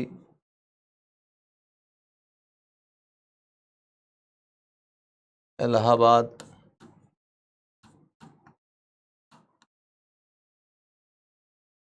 आरा आदि का विद्रोह, आदि का या आदि में विद्रोह, आदि में विद्रोह। यहां पर आपको देखना पड़ेगा कि विद्रोह का क्षेत्र और उसका नेता कौन था। यानी बरेली भी आप जोड़ दीजिएगा, बरेली। तो विद्रोह का क्षेत्र और नेता, एक्स क्षेत्र, वाई क्षेत्र, जी क्षेत्र और इनके नेता। इसके ऊपर क्वेश्चन पीटी में पूछा जाता है।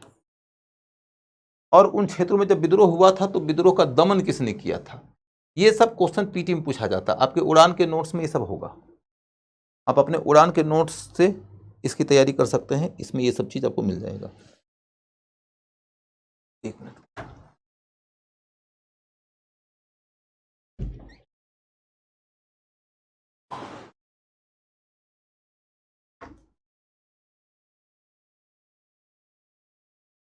ठीक है। तो आपको ये आपको वहां से देखना पड़ेगा। मैं आपके सामने सामान्य कहानी सुना देता हूं। उस कहानी के अंतर्गत यहां तक का किस्सा एक राउंड में आ जाएगा। क्योंकि राजनीतिक घटनाक्रम है तो राजनीतिक घटनाक्रमों के अंतर्गत बहुत ज्यादा तथ्यात्मक डिटेल लिखना जरूरी नहीं है, वो आपके नोट्स में लिखा हुआ है, दैट विल वर्क। तो अब आपको क्या करना है, सो देखो कि 1857 के विद्रोह के बैकग्राउंड में चलकर देखो तो मंगल पांडे नाम के एक व्यक्ति ने विद्रोह कर दिया था। उस विद्रोह के अलावे फिर मेरठ से विद्रोह की असल शुरुआत हुई, जिसके अंतर्गत एक घटना ये घटी कि वहां के सैनिकों को ये बात लग रही थी कि सरकार ने एक नया एनफील्ड राइफल सेना में इंट्रोड्यूस किया था, जिसके अंदर जो कारतूस उपयोग में लाया जाता था उसके चेंबर में गाय और सुगर की चर्बी लगी होती थी। अब गाय और सुगर की चर्बी लगी होती है, उसको दांत से काट करके ही आप बुलेट लोड कर सकते थे राइफल के अंदर। तो ये गाय और सुगर की चर्बी क्यों, जबकि गाय हिंदुओं के लिए पवित्र है और सुगर मुसलमानों के लिए अपवित्र। दोनों में से कोई भी यदि उस चर्बी को अपने दांतों से काटता है तो उसका धर्म भ्रष्ट हो जाता है। तो इस तरह की कोशिश सरकार इसलिए कर रही है ताकि वो हिंदुओं और मुसलमानों का धर्म भ्रष्ट करके उसको ईसाई बना दे। इस तरह की आशंका लोगों के मन में इसलिए भी प्रबल हो गई क्योंकि सरकार सच में ईसाई धर्म को प्रमोट कर रही थी। यहां तक कि ईसाई मिशनरी मने धर्म प्रचार करने वाले लोगों को सेना की छावनी में आकर धर्म प्रचार करने और दूसरे धर्मों की निंदा करने की छूट होती थी। तो इस वजह से लोगों को जब ये बातें सुनने को मिली तो यकीन हो गया कि हाँ ये बात ठीक है। और यहां से उनके मन में जो तात्कालिक आक्रोश उपजा, उसी आक्रोश के रास्ते विद्रोह की शुरुआत हुई। फिर आगे चलकर देखते हैं कि विद्रोह करने वाले लोग जो है वह मेरठ में अपने अधिकारियों को गोली मार देते हैं, उनके हथियार वगैरह उन्होंने जब्त कर लिया, अपने कैदी साथियों को छुड़ा लिया और वो लोग चल पड़े दिल्ली की ओर। दिल्ली आकर उन्होंने बहादुर शाह जफर को ये कहा कि भैया आप हमारे राजा बन जाओ, और राजा बन के आप ब्रिटिश सरकार की सेना के उस समय के 3 रेजिमेंट थे, बंगाल, मद्रास और बम्बई। तीनों रेजिमेंट के सैनिकों में जो भारतीय लोग हैं उनका आवाहन करिए कि वो इस विद्रोह में शामिल हो जाएं और अंग्रेजों की सत्ता पलट करके देश की आजादी में योगदान करें। यानी सेना के 3 में से तीनों रेजिमेंट को न्योता भेजने की बात कही गई। और फिर कहा गया कि भारत के अंदर उस समय जो छोटे छोटे या बड़े बड़े राजा हैं, उन तमाम राजाओं को भी आप निमंत्रण पत्र भेजिए कि इस विद्रोह में शामिल हो जाएं और वो ब्रिटिश सत्ता को समाप्त करने में योगदान करें। आप यानी कि बहादुर शाह जफर भारत के सम्राट होंगे, भारत के शासक होंगे।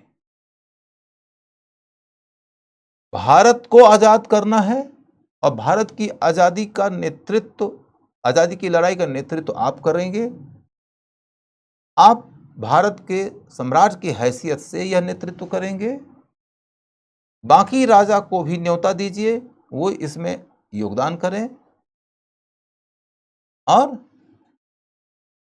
सेना के तीनों रेजिमेंट के भारतीय लोगों को भी न्योता दीजिए कि वह इसमें योगदान करें, ताकि इस ऑलराउंड वॉर के रास्ते ब्रिटिश सत्ता को उखाड़ दिया जाए और भारत को ब्रिटिश शासन से मुक्ति दिला दिया जाए। बहादुर शाह जफर आरंभिक आनाकानी के बाद इस विद्रोह का नेतृत्व करने को तैयार हो जाते हैं। अब विद्रोह के नेता की हैसियत से उन्होंने तीनों रेजिमेंट के सैनिकों को, भारत में जो 3 रेजिमेंट्स थे अंग्रेजों के, उनके भारतीय सैनिकों को सरकार का तख्ता पलटने के लिए विद्रोह में भागीदारी करने का निमंत्रण दे दिया। तमाम राजाओं को भी इस विद्रोह में भागीदारी करने का निमंत्रण दे दिया। किंतु जब विद्रोह की वास्तविकता की ओर चलकर देखो तो आपको यह पता चलेगा कि सिर्फ और सिर्फ बंगाल रेजिमेंट के सैनिकों ने विद्रोह किया।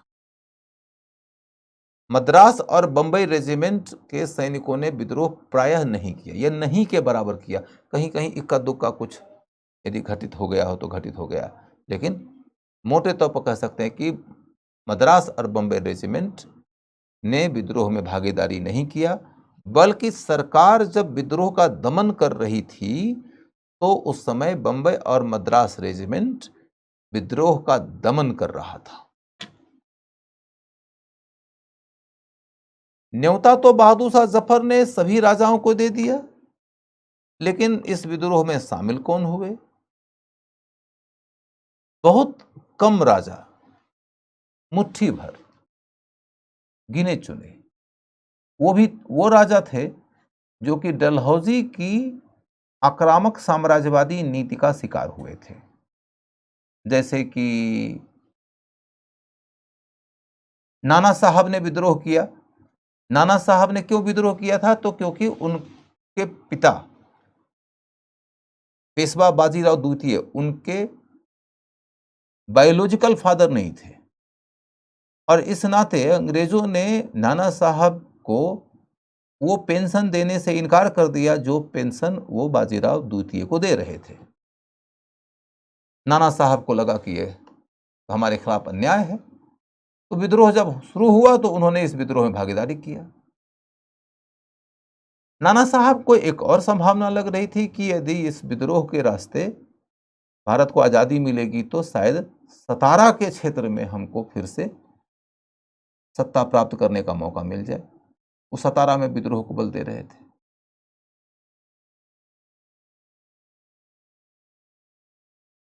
सतारा में इसलिए भी विद्रोह को उन्होंने बढ़ावा देने का प्रयास किया क्योंकि सतारा वह इलाका था जहां के राजा के पास कोई बेटा नहीं था, और बेटा नहीं होने के नाते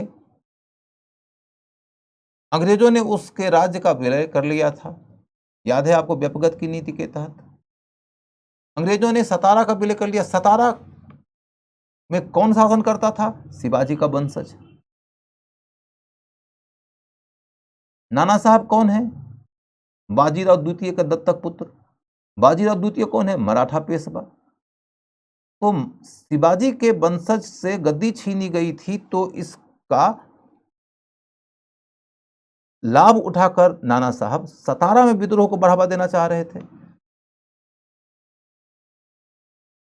तो नाना साहब विद्रोह में शामिल हुए तब जबकि नंबर 1 की उनका पेंशन छीना, नंबर 2 की जब विद्रोह में शामिल हो गए तो उसके बाद उन्होंने इसमें अधिकतम अवसर देखने का प्रयास किया।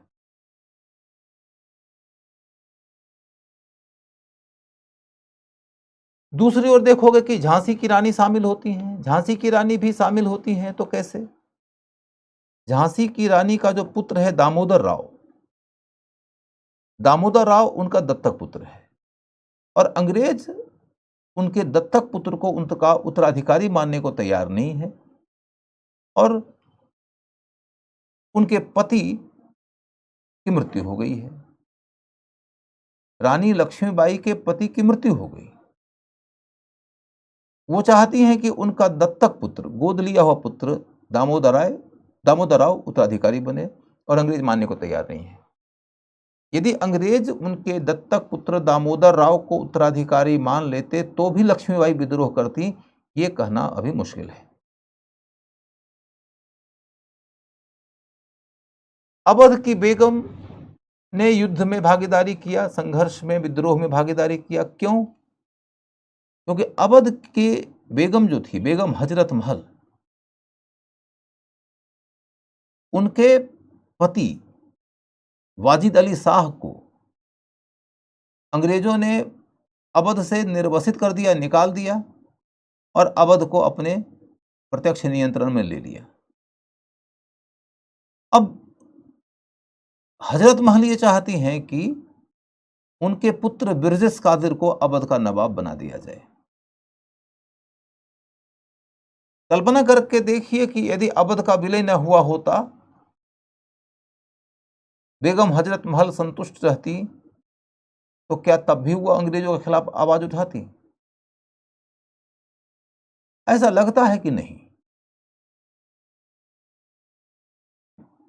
ज्यादातर राजा जिसको की या जिनको की तत्काल अंग्रेजों से कोई ज्यादा शिकायत नहीं थी, या कि जिनको लगता था कि विद्रोह नहीं कामयाब हो पाएगा, वो सरकार के प्रति लॉयल रहे। तो विद्रोह में शामिल ही कहां ज्यादा राजा हुए?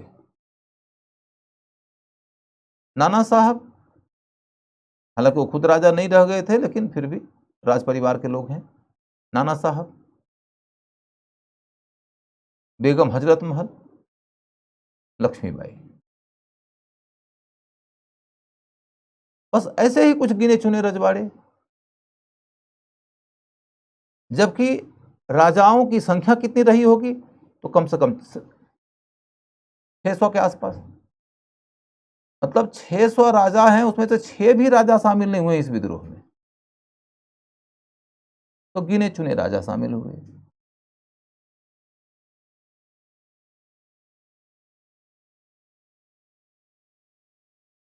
और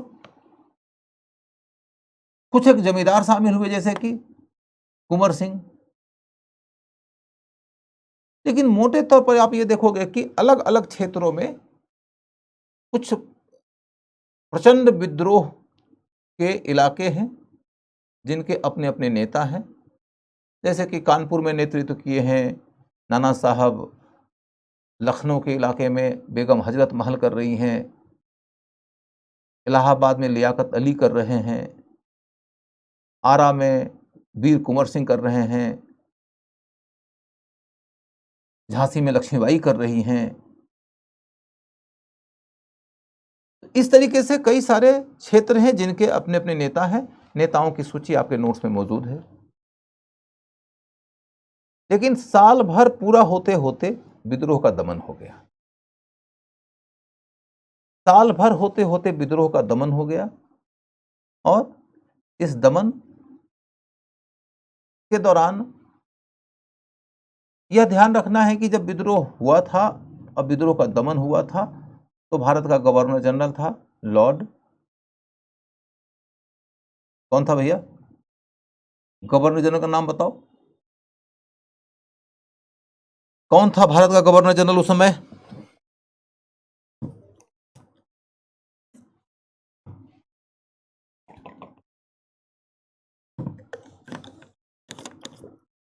लॉर्ड कैनिंग। उसमें भारत का गवर्नर जनरल था लॉर्ड कैनिंग। दूसरी ओर चलकर देखो तो अलग अलग क्षेत्रों में जिन्होंने विद्रोह का दमन किया उनमें से एक है ईपीजे टेलर, ऑटरम, हडसन, नील, ह्यूरोज आदि। मैं अभी जहां पर खड़ा हूं, जिस जगह पर मैं खड़ा हूं, जहां ये स्टूडियो है, उस कॉलोनी का नाम है आउटरम लाइन। ये दिल्ली में मुखर्जी नगर से सटा हुआ जगह है, इसका नाम है आउटरम लाइन। आउटरम लाइन जिस व्यक्ति के नाम पर इस कॉलोनी का नाम पड़ा हुआ है, वह व्यक्ति एक अंग्रेज अधिकारी था जो 57 के विद्रोह का दमन करने के लिए लड़ा था और विद्रोह का दमन किया था। भारत में बहुत नाम बदल रहा है। इलाहाबाद का नाम रह गया अब प्रयागराज। मुझे लगता है कि आउटरम लाइन का भी नाम बदल देना चाहिए, लेकिन सरकार को सिर्फ और सिर्फ उन जगहों पे नाम परिवर्तन में अभिरुचि दिखती है जहां हिंदू और मुसलमान के बीच में कुछ मनमुटाव हो सके और दिल दुखाव हो सके। मैं जिस कॉलोनी में खड़ा हूं उसका नाम है आउटरम लाइन और मेरे बड़ोस की जो कॉलोनी है उसका नाम है हडसन लाइन। ये आउटरम और हडसन दोनों वो अंग्रेज अधिकारी थे जिन्होंने दिल्ली में विद्रोह का दमन किया था। हिंदुस्तान की आज़ादी की पहली लड़ाई थी, जिस लड़ाई का कमर तोड़ने वाले ये दो अधिकारी थे। उन दोनों अधिकारियों को हमने इतनी इज्जत दे रखी है कि उनके नाम पर हमने कॉलोनियां बना रखी है और उन्हीं कॉलोनियों के अंदर हम राष्ट्रवाद की बातें कर रहे हैं। जब हमने एक सुझाव दिया, कुछ एक लोग ऐसे थे जो इस तरह की गतिविधियों में शामिल रहते हैं, पर्टिकुलरली वो आरएसएस के लोग थे, हमारे मोहल्ले में शाखा चलाते हैं, तो उन्होंने हमको कहा कि तुम हिस्टोरियन हो भैया, तो बताओ। नामकरण के ऊपर बात चलने लगी, नाम परिवर्तन में बात चलने लगी, तो मैं विशेष विवाद में या किसी डिटेल में गए बिना ही उनके सामने यह रख दिया पॉइंट कि आप जिस पार्क में अभी ये शाखा लगाए हुए हैं, उस पार्क की भौगोलिक स्थिति ये है कि वो आउटरम लाइन में है। और आपको मालूम है कि आउटरम कौन था? और बगल वाला जो कॉलोनी है उसका नाम हडसन लाइन है। मालूम है कि हडसन कौन थे? ये दोनों 57 के विद्रोह का दमन करता है। क्या आपको ये नहीं ठीक लगता कि आप आउटरम लाइन का नाम बदल दीजिए, हडसन लाइन का नाम बदल दीजिए? तो आसपास के कुछ लोग थे जो कि इस कॉलोनी के रेजिडेंट थे, उन लोगों को ये बात ठीक नहीं लगी, उनको मेरा ये आइडिया ठीक नहीं लगा, क्योंकि उनको ये लगता है कि आउटरम नाम से ना थोड़ा इलीट टाइप का बोध होता है और हडसन नाम से थोड़ा इलीट टाइप का बोध होता है, और इलीट से प्रॉपर्टी का रेट तय होता है। इनका जो राष्ट्रवाद है वो बड़ा फर्जी किस्म का लगा मुझे। उनका राष्ट्रवाद जो मोहल्ले के तमाम ठेकेदार हैं कि जो दिन भर राष्ट्रवाद की बातें तो करते रहते हैं, लेकिन जैसे ही उनके कॉलोनी के नाम बदलने की घड़ी आई तो उनको अचानक लगने लगा कि इस नाम बदलाव से हमारे मोहल्ले के बारे में जो एक इलिटिसिज्म है लोगों के दिमाग में, ये थोड़ा सा एडवांस किस्म का मोहल्ला होगा। कोई एडवांस किस्म के मोहल्ले से हमारा रेट तय होता है, वो रेट कहीं डाउन ना हो जाए। तो मुझे हंसी आ गई और फिर मैंने विड्रॉ कर लिया। फिर मैंने कहा कि मध्यकाल के दौरान, 17वीं 18वीं शताब्दियों के दौरान, 19वीं शताब्दी के दौरान भी, और उसके पहले प्राचीन काल में भी हमने सैकड़ों ऐसे किस्से पढ़े हैं कि कोई राजा महाराजा कोई गद्दी पर बैठता था तो वह शहरों का नाम बदल देता था। आप भी शहर का नाम बदल रहे हो, कोई और आएगा बाद में, कोई और नाम बदल देगा। ये वक्त के सीने पे अपनी सत्ता का मोहर लगाने का एक उदाहरण है। इसमें कोई राष्ट्रवाद जैसी चीज मुझे नहीं दिखाई देता।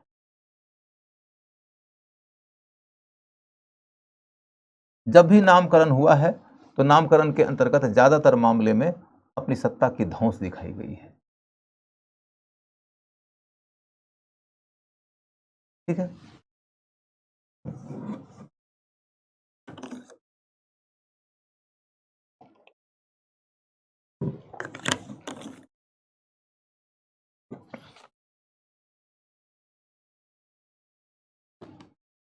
तो अब हम लोग चलकर देखें कि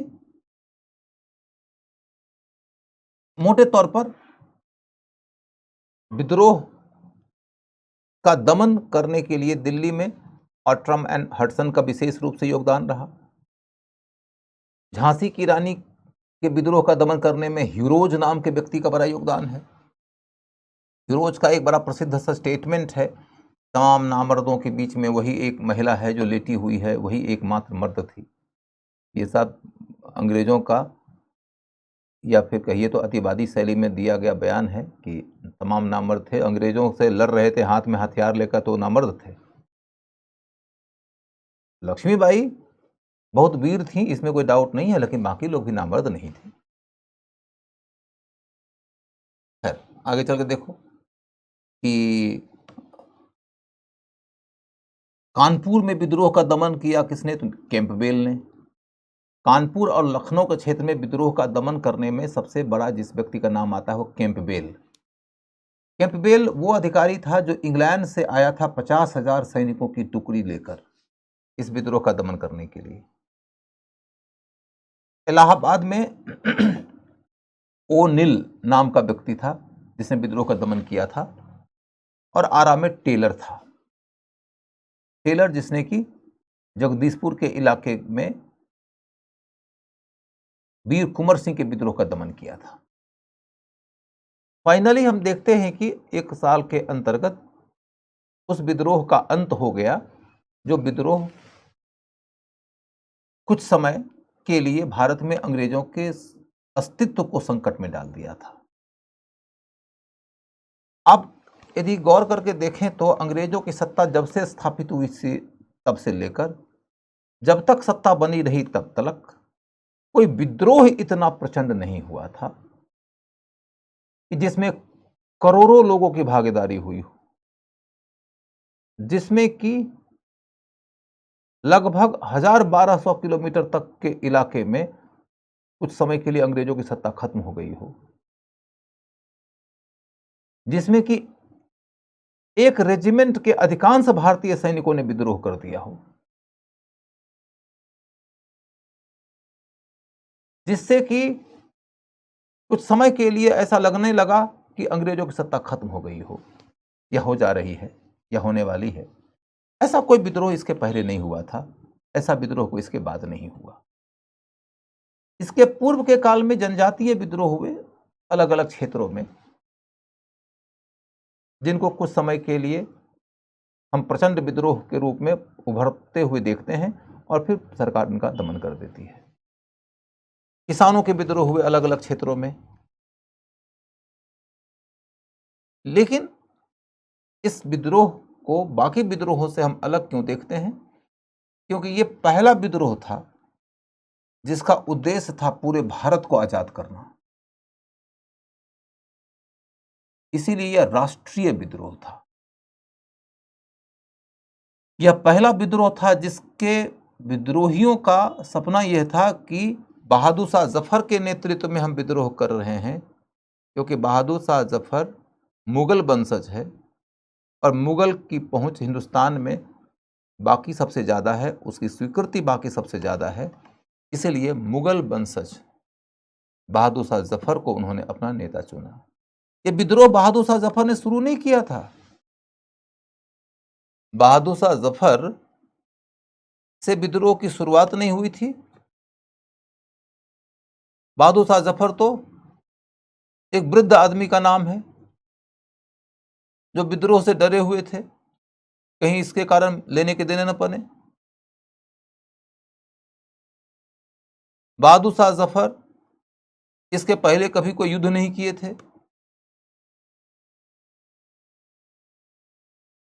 उनके मुगल होने के कारण ही वो बहादुर शाह जफर इस विद्रोह का नेतृत्व करता बने, और उन्होंने नेतृत्व हासिल नहीं किया था, उनको नेतृत्व सौंपा गया था विद्रोहियों के द्वारा।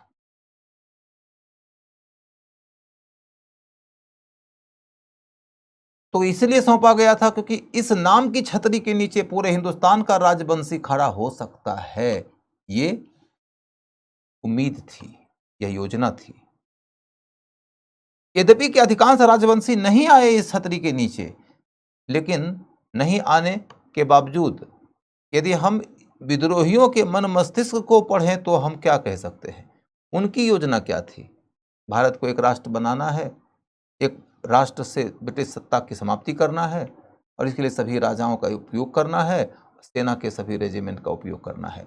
अतः हम इस आधार पर इस विद्रोह को राष्ट्रीय विद्रोह कहते हैं।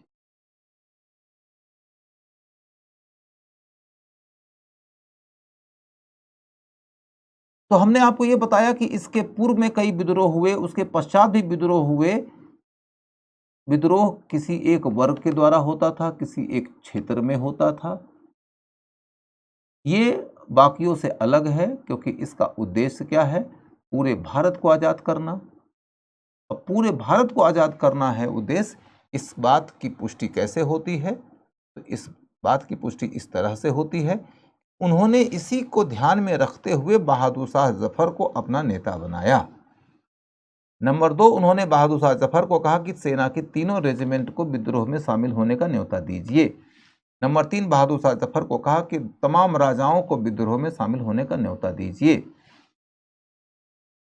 नंबर 4 कि बहादुर शाह जफर को उन्होंने भारत का, हिंदुस्तान का शहंशाह बताया, और उनको ये कहा कि समस्त भारत से ब्रिटिश सत्ता की समाप्ति करनी है।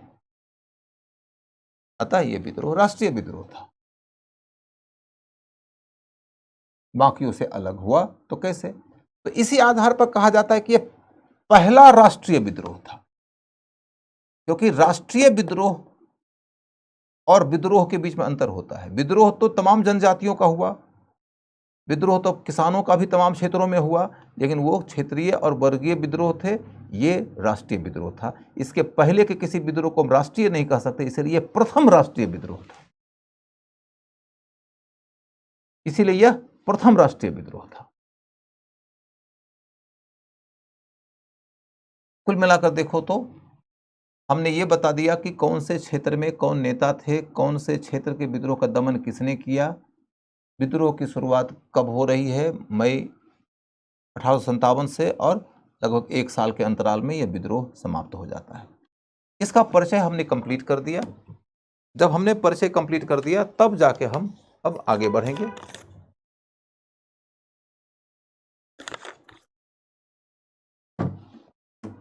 कि 57 के विद्रोह का कारण क्या था।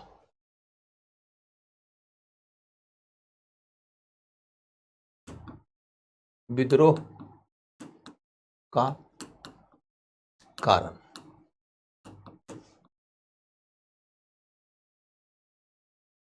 एक है तात्कालिक कारण, तात्कालिक कारण। दूसरा है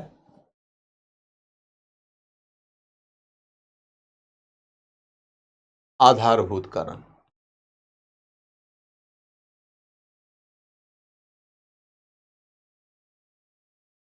आधारभूत कारण,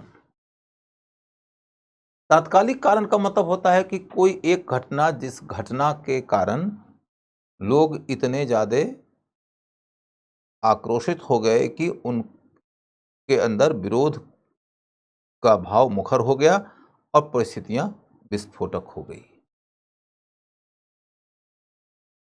लेकिन इस तात्कालिक कारण को विद्रोह का मूल कारण, आधारभूत कारण नहीं माना जाता है, क्योंकि कहना है कि ऐसी घटनाएं तो घटते ही रहती हैं। ये घटना विद्रोह को जन्म दे सकी तो इसलिए क्योंकि विद्रोह के लिए अन्य परिस्थितियां पहले से अनुकूल थी। मतलब माचिस की एक तीली तुम यदि फेंक दो तो क्या असर निकलेगा, वो इस पर निर्भर नहीं करता है कि माचिस की तीली में कितनी अग्नि है। वो इस पर निर्भर करता है कि वो तीली तुमने जो फेंका है वो सूखे पत्ते पर फेंका है या कि पानी के टब में फेंका है। टब में फेंकेगा तो तीली बुझ जाएगी और सूखे पत्ते फेंकोगे तो आग लग जाएगी। तो ये आधारभूत परिस्थितियों के ऊपर निर्भर करता है कि वो छोटी घटना क्या परिणाम पैदा करती है। तो पहले हम तात्कालिक कारण की ओर चल के देखें तो तात्कालिक कारण है चर्बी वाला कारतूस का, चर्बी वाले कारतूस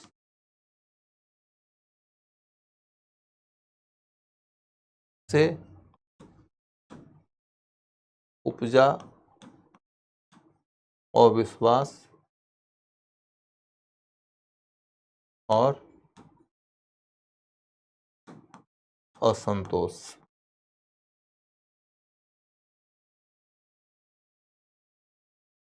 चर्बी वाले कारतूस से उपजा हुआ अविश्वास और असंतोष जो है वो विद्रोह को जन्म देने वाला एक तात्कालिक कारण था। तब हम क्या कहते हैं कि अन्य परिस्थितियां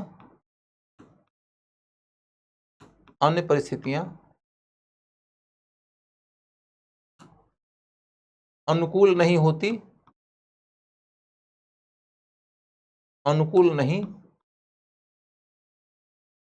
तो इसके कारण विद्रोह नहीं होता।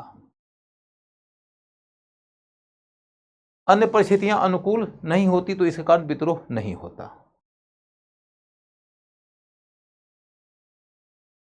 तो वो अन्य कौन सी परिस्थितियां थी? अन्य परिस्थितियां जब बताएंगे तो वही परिस्थितियां आधारभूत परिस्थिति कहलाएगी, आधारभूत कारण कहलाएगा। तो पहला पॉइंट है सरकार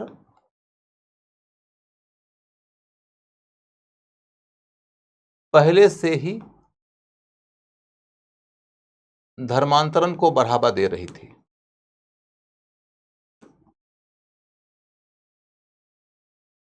बढ़ावा दे रही थी। सरकार पहले से ही धर्मांतरण को बढ़ावा दे रही थी। तो सैनिकों को यदि किसी ने कहा कि चर्बी वाला कारतूस लाया है तुम्हारा धर्म भ्रष्ट करने के लिए, पहली ही दफा यदि इस तरह की कोई बात होती तो सैनिक विश्वास भी न करते। लेकिन चूंकि सैनिकों के धर्मांतरण की कोशिश पहले से चल रही थी तो सैनिकों ने जल्दी ही भरोसा कर लिया। उसके बाद दूसरा नस्ल भेद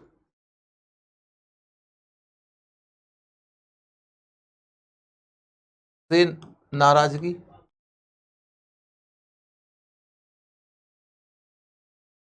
नस्ल भेद से नाराजगी।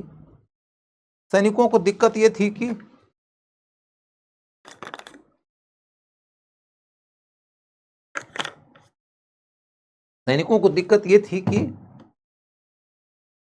उन्हें तमाम योग्यता के बावजूद प्रशासनिक पद नहीं दिए जाते थे। वो सिर्फ सैनिक हो सकते थे, बहुत बहुत तो सूबेदार हो सकते थे। दूसरी बात यह कि उनका वेतन भी अंग्रेजों से कम होता था। तीसरी बात कि उनके प्रति अंग्रेज अधिकारियों का व्यवहार भी बड़ी ही अनादरपूर्ण होता था। तो इसलिए नस्ल भेद से नाराजगी थी। फिर कृषकों की समस्या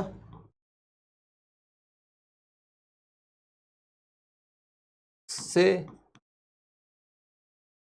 असंतोष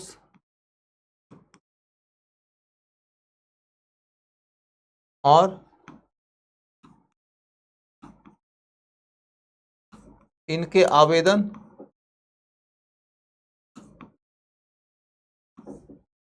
की अवहेलना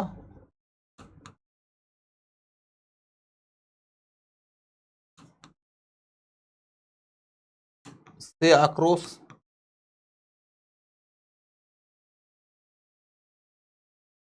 इनके आवेदन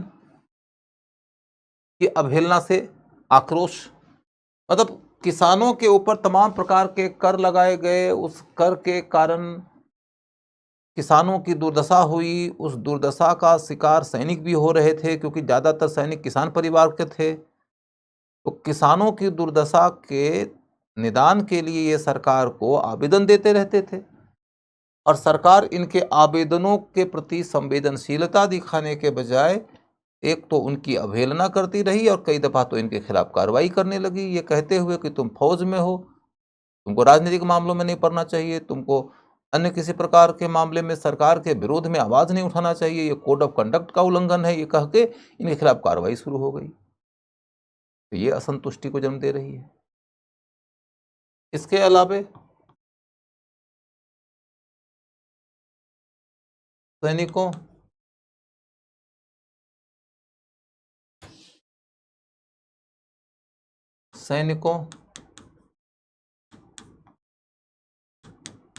को अनिवार्य सैनिक सेवा शर्त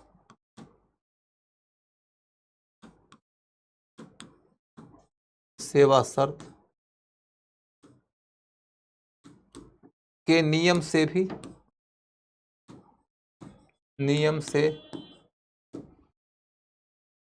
भी नाराजगी थी।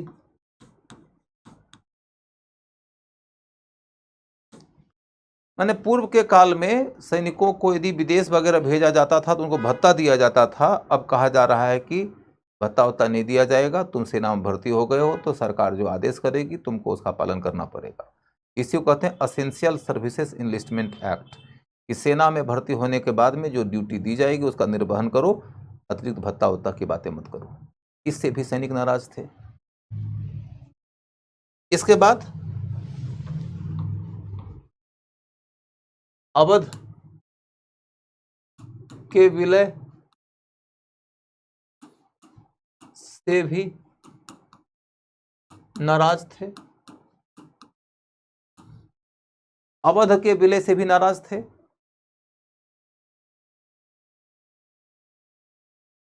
अवध का विलय का मामला यह है कि अवध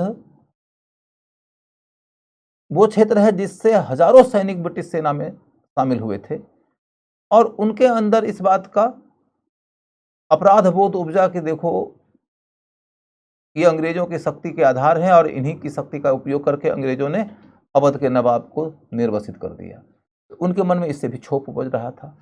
कई सारे कारण मिल जाते हैं ना, तो आक्रोश को इतना फुला देते हैं कि उसमें यदि तनिक भी अनुकूलता आ जाए तो विस्फोट बन जाता है, और तब कहते हैं कि डलहौजी की विलय की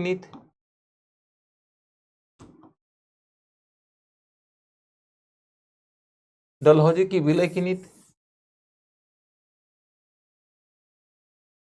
से नाराज रजवाड़ों का असंतोष। डलहौजी की विलय की नीति से नाराज रजवाड़ों का असंतोष, और सरकार की नियुक्तियों से वंचित पूर्व के अभिजात वर्गीय लोग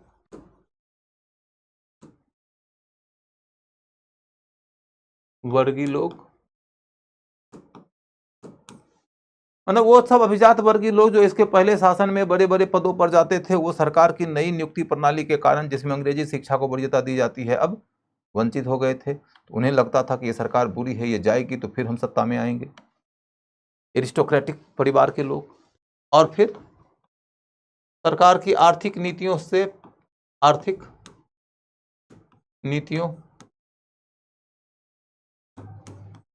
के शिकार कृषक, शिल्पकार आदि। ये सब आप पढ़ चुके हैं कि सरकार की आर्थिक नीतियां क्या थी, किसानों को और शिल्पकारों को क्या परेशानी हुई थी, बर्बाद हो गए हैं तो विद्रोह में शामिल होंगे। और सरकार की धार्मिक, सांस्कृतिक नीतियों से नाराज सामान्य हिंदू मुसलमान